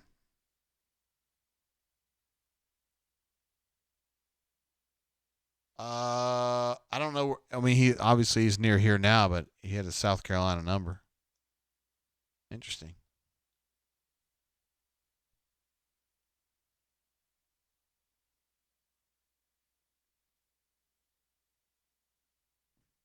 Yeah, we haven't had him on in the show in a while. Oh, we got another call coming in. Hey, caller, welcome to the show. How you doing? I'm doing well. Wait, who is this? This is the administrative assistant. Oh my goodness, what's going on? It's time for you to wrap it up, buddy. Wait, what do you mean? Why do you think that it's time? Because of the certain tenor of your voice. I don't know what that means. It means it's about time for you to wrap it up. I don't know what you mean by tenor. I mean, I don't know. You are sounding sloppy yourself. Wait, hold on. Sloppy? You think I'm sloppy? What does that mean? You've had a little too much wild turkey. Okay. What, do you want to come up here and drink some of this? You and Cousin Eddie. Okay, I'll keep that in mind, young lady. Thank you for calling into the show. Is this your first time calling? No, I'm not a first-time caller. Are you a second-time caller? You don't call very often. No, I don't call very often, but sometimes it's time to just wrap it up. Are you an AuburnSports.com fan? I am. Who's your favorite moderator? I love definitely the publisher. Well, who's your second favorite?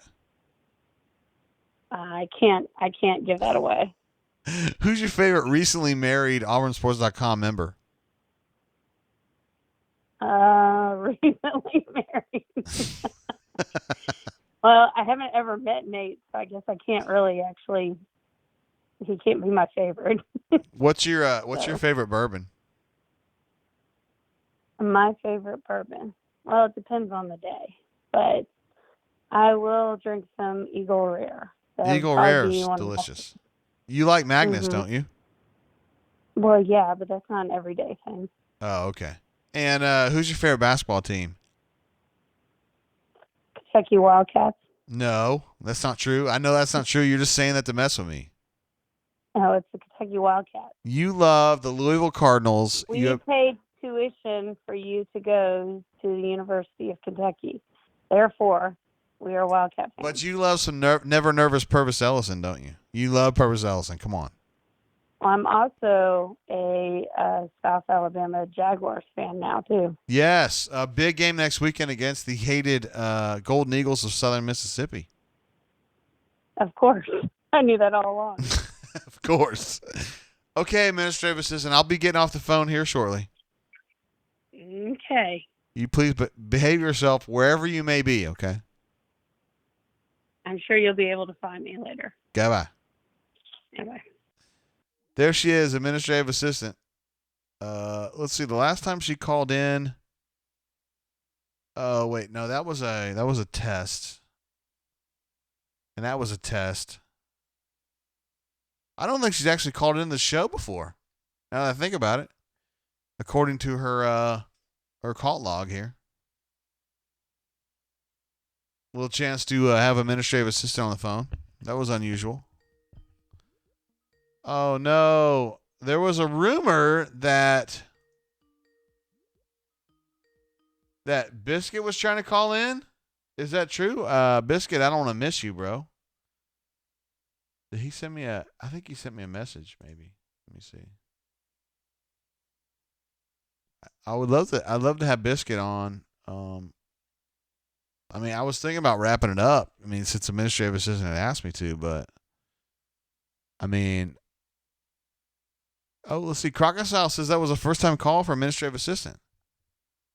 I wasn't even aware of that because she's called me All right, we're going to take this call. I don't care who it is. Hey, caller, welcome to the show. How you doing? I am calling JGK. You're talking to him. Who I got here?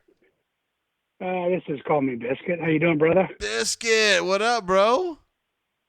Oh, man, I am a little into the wild turkey, kind of like you are.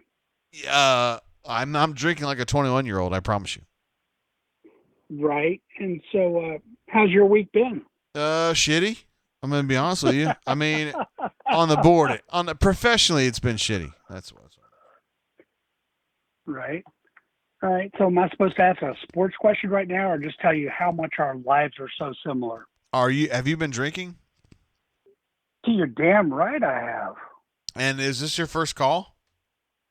Yeah, sort of, kind of. I mean, well, I might have called in back at Oregon days or something, but who knows? I think I was talking to Maddie or something. Seriously, y'all were like closing the shop down or something, and it's like the phone's ringing. Oh my God, I don't remember that, dude. I'm going to be honest with you. Yep, the same. So anyway, hey, I wanted to call before the pug showed up, and your wife said, you know where I am, right? Wrap it up. So the administrative assistant, yeah, she's gonna. And then you kind of scared me when you started posting pictures of like girls, and I was nervous. I was like, shit, is it ending? I wanted to call tonight. I know it usually means it's the end of the show when we start showing girls, right? Right. Maybe they'll change now that you're the the empty nesters, right? Yeah, it's a little bit different, isn't it? I'll be honest with you. Yeah, well. So anyway, I'm the father of an only child as well, who's a senior now and taking the same path as Maddie. So anyway, good luck with that, man. I'm sorry you had such a shitty week, but let's get to football, man. What do you think? What do you think? The biggest changes in Bo Nix have to be this year. Better pocket awareness. Stepping up instead of stepping outside, and then I think it's just being a little more accurate. That's all. I think he's a hell of a quarterback. I think they got a really good one. Yeah, and any idea how many yards Seth Williams gets? Great question. He'll have games where he has 100, and he'll have games where he has 30. So let's say 600 yards over the 10-game season. I'm not counting the playoffs, obviously, because Auburn's getting the playoffs this year because it would be perfectly Auburn to do that. Right. And then so what about 3 deep? So we always talk about, it's so important to be 3 deep, and then now here comes COVID. So yeah. Auburn has incredible depth on both sides of the ball, honestly. I think that's the best thing about them. They have a lot of dudes. I don't necessarily think they have a lot of stars, but they have a lot of guys, and particularly on defense up front where it matters. They're 3 or 4 deep everywhere, so you got to give them credit for that. I mean, Kevin Steele does a great job of just kind of picking up dudes that he needs along the way, and all of a sudden you find yourself you're missing Derek Brown, you're missing Marlon, yet you still have some dudes that are really, really good. That's because Kevin Steele's always thinking ahead, Yep. So anyway, I don't know what I'm calling for. Just Alpha, Tiger, and freaking Ruxy were messing with me, and like, you got to call in. So, I'm just sitting here watching freaking Austin P, and one of my buddy's kids plays for them, and he's freaking 6'5", 265, and he plays at Austin P. I mean, that used to be a 5-star, but, that's not even on the freaking map anymore. No, not at Auburn. Not at a big-time school, not anymore, but once upon a time, yes, sir. Where is that game? How far along is that game? What do we got? 13-10 Central Arkansas in the fourth quarter with about 13 minutes left. Damn, sounds like a good Montgomery game right there, brother. Well, hell, I thought you probably should have done your show from there tonight. I mean, good gosh. I mean, that's probably the biggest thing to happen in Montgomery in 10 or 12 years. Hell yeah, that the brain drain, of course. Yeah. All right, Biscuit. Listen, man, I'll let you go. Listen, hey, have a great couple days off. Thank you, Biscuit. Really appreciate what you do, and we're able to take a couple days off, and you're not, sometimes, and I know it's just ridiculous. So anyway, love you long time, and I love you long time. fuck those other guys. All right, peace out. See you, Biscuit. Bye. There he is. Call me Biscuit. Jumping in. Ruxy Poo Alpha. You can't get on him. The guy's called in. He's done what he needed to do. He may have called one night when it was kind of late after a game, I guess. Maybe I was tore up talking to Miss Maddie or whatever. I don't know. We ought to have Maddie call in. If Maddie was going to call in, though, I would probably have to take a break or something. I can't go a lot longer. Been sitting here drinking bourbon and water for like the last 3.5 hours. I don't know if I can go forever like that. Ed D says Kevin Steele and Rodney Garner. Yeah. They've both done a good job. Absolutely. Roxy Poo says, good call, Biscuit, my man. That's what I like to see. I like to see positivity. I love to see community involvement. And I love to see positivity. Those are things I really like to see. Other random things off the top of my head, I did not realize until I saw a thread this week that Whataburger sells their stuff online, and I can buy their spicy ketchup to come into my home. I did not know that. I know that some of our friends in Mobile said that's constantly the case. But for us in Montgomery, we don't see that. They don't have the spicy ketchup in the retail stores here, so we had to order it, and we got some on the way, and I'm really fired up about it. Ed D says, what will Chad do? Oh, my goodness gracious. Hold on. Hold that thought, Ed D. Wow. Stephen P. with another huge super chat. Unbelievable. Here's to a better week. There's a lot of guys that aren't as publicly vocal that appreciate what you do, B. Matt, Jay Lee, and who appreciate what you, B. Matt, Jay Lee, and Nate do. Stephen P. with another big super chat. Thank you, sir. I appreciate you, bro. Thank you very much for that. Yeah, I hope we can have a better week. Super chat air horn. Thank you, Ed D. I almost forgot, bro. Boom! It feels so good, yo. Thank you, Stephen P. That's your second big. Oh my goodness, we got another super chat coming through from Leif B. Hold on, Eddie. I got it, bro. I got it. Leif B. A constant super chatter says, I'm outdoor dashing. FYI, McDonald's is gross. Yeah, it smells bad, doesn't it? I always think my daughter used to bring McDonald's back, and I would be like, God, it smells bad. It really does smell bad. Stephen P., thank you also for your super chat as well. Leif B., you're the man, dude. I know you're out there busting, getting that extra dollar from the DoorDash or a Grubhub. He says DoorDash, my bad.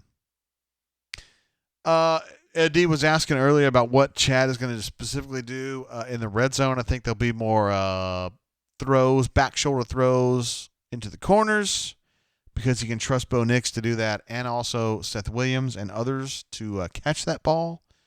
And I think there'll be some different ideas as far as the running game goes, because he knows he's got tight ends that can block and catch the ball. And I think he'll actually use that to his advantage, which hasn't always been the case at Auburn. I think he'll be more innovative instead of having like 2 or 3 plays that he runs in the red zone. Ed D, I got that, bro. Just in case.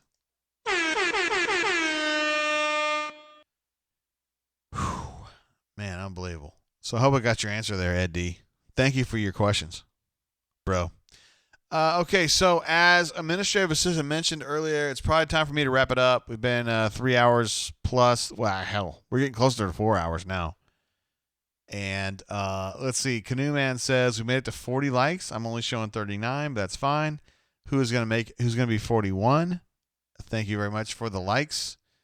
And for our callers, I want to thank you guys as well.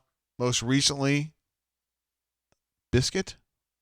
Also, Sloppy Mexican, who doesn't call in a whole lot, but we would love to have him more. Alpha Tiger, Ruxy Poo, Power Man, Sir Hiss. God, we've had so many callers tonight. Dang, I didn't write them all down because I was drinking a little bit, but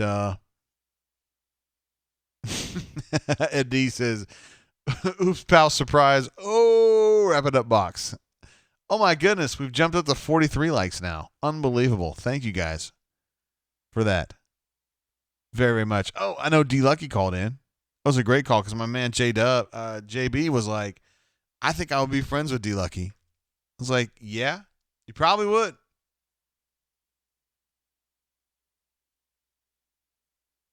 You probably would. D Lucky's a good dude. Fat Crack in the house says, hope all is well, JGT. Thanks for all you do. Fat Crack, you're an absolute badass. I love you, man. Thank you for being part of the show. AU Pooch says, AU Pooch has liked this show. Thank you, sir. Thank you very much. That's what really matters, man. And Stephen P, huge. Ruxy Poo's been huge tonight for show. Stoop up again for like the 50th consecutive show. Super chat, thank you very much. Let's see. Hold on. I always get this wrong. DH? No. DX Triple H PED. That's it. Ruxy Poo was unbelievable tonight. Massive super chat love. Crocodile DX, as I mentioned earlier, Stoop Up, who's unbelievable. Oh my goodness. Biscuit jumps in at 2? Not only does he participate in the chat and call in, he also super chats. Unbelievable. Peace for taking that one. Of course, you're great, man. You do a great job. It's unbelievable. Fat Crack says, look for that number next time. Would love to call in. I'd love to have you, bro. Of course. I mean, you're like family to us. DX Triple H PED. Stoop Up again, like I said, like the 50th consecutive time. Ruxy Poo was unbelievable tonight. Jazzy Joe dropped a Big Daddy. Ravine, drops the super chat and then leaves. He's like, I got shit to do, but I wanted to come by and say what's up, which is really, really cool. Web W, my man. Webb, for sure. He's in the Gump tonight. We're fired up about that. Stephen P., first of a couple super chats. Unbelievable. 03 Tiger, JL Smith. Jay Smith, excuse me. D. Lucky.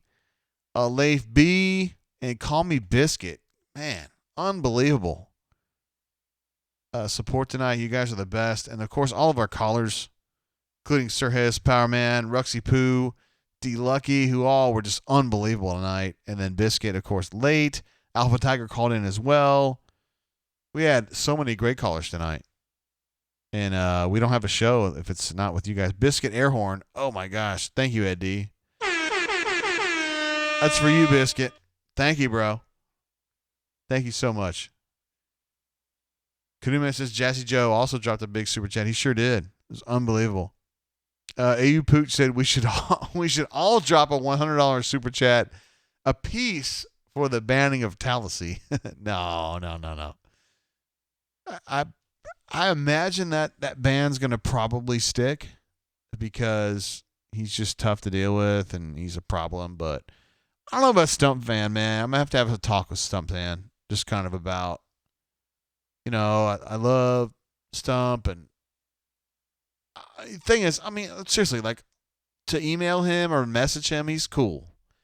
And I know he's a pain in the ass in the bunker, but he's an all right guy. I wouldn't say that same about Tallahassee. Colonel Reb 2000, great name, says you got to give Chance this software for hand raise guys. It's nice seeing the chats on the screen. It's interesting you said that. I had a conversation with Neil just the other day about this. Neil McGreefy, I should say, who is the publisher of Rebel Grove, and with whom I do the GPAT show, which we'll do on Monday. I got this platform going, I think 3 weeks ago, courtesy of our super chatters who made it possible because the shit costs money. And it's been super stable. As soon as I got the settings right, it was all my fault. And we can do a lot of stuff the hand raised guys can't do. And I love those guys. Well, I love Neil. and I want to make sure that the show is super legit. I think they can do more with it because they're great personalities and they do a good show. And obviously, our friends at Rebel Grove, we love them. We love you, Colonel Reb. We love Leif. We love Avery. We love Georgia Rebel. We love Boonja Boonja, who is not here tonight, but we still love them. We still love him. Yeah, hopefully we get that way. And if there's, I doubt there's a Missouri fan on here, but we're gonna try to get this set up on the Missouri site as well at some point. Oh my goodness, AU Pooch! I thought you were kidding. You weren't kidding. AU Pooch drops a big time super chat. My goodness gracious. Thank you, AU Pooch. I appreciate you, bro. Earlier said we should all drop a $100 super chat apiece for the banning of Tallahassee, which I had talked about and joked. And then he was like, no, I'm going to really do it. It looks like we're going to have to leave Tallahassee out. We're going to have to leave him banned. Unbelievable. AU Pooch, thank you very much for that, sir. I have been trying to get our friends at Rebel Grove and Power Mizzou. Oh, my goodness. Absolutely. Thank you, Eddie. That is for AU Pooch. Thank you very much for that, sir. AU Pooch says, now do Jay Jacobs' voice impersonation. JG, I have a question for you. Now, I know you're Catholic. You told me that before. Why do you guys pray to Mary? Jay, we don't pray to Mary. Well, I understand that's how it works. Well, I'm Catholic, see, and you're not, and we don't pray to Mary. So then why have I been told that you guys pray to Mary?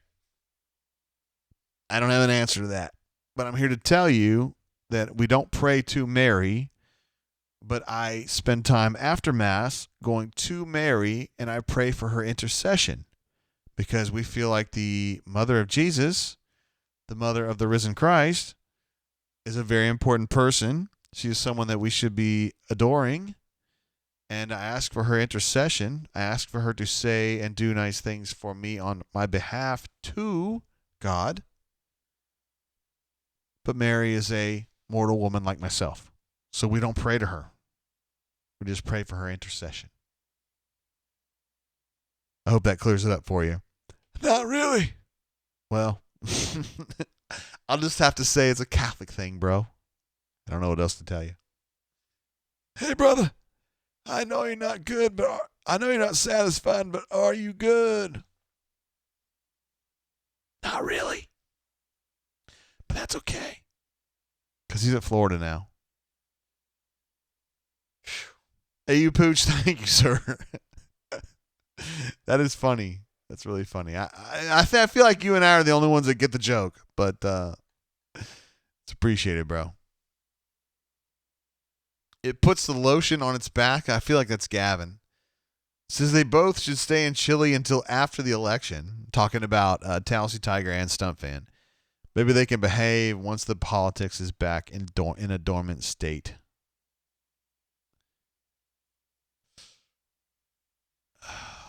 Canoe Man says that convo really happened. I mean, I kind of joke with it.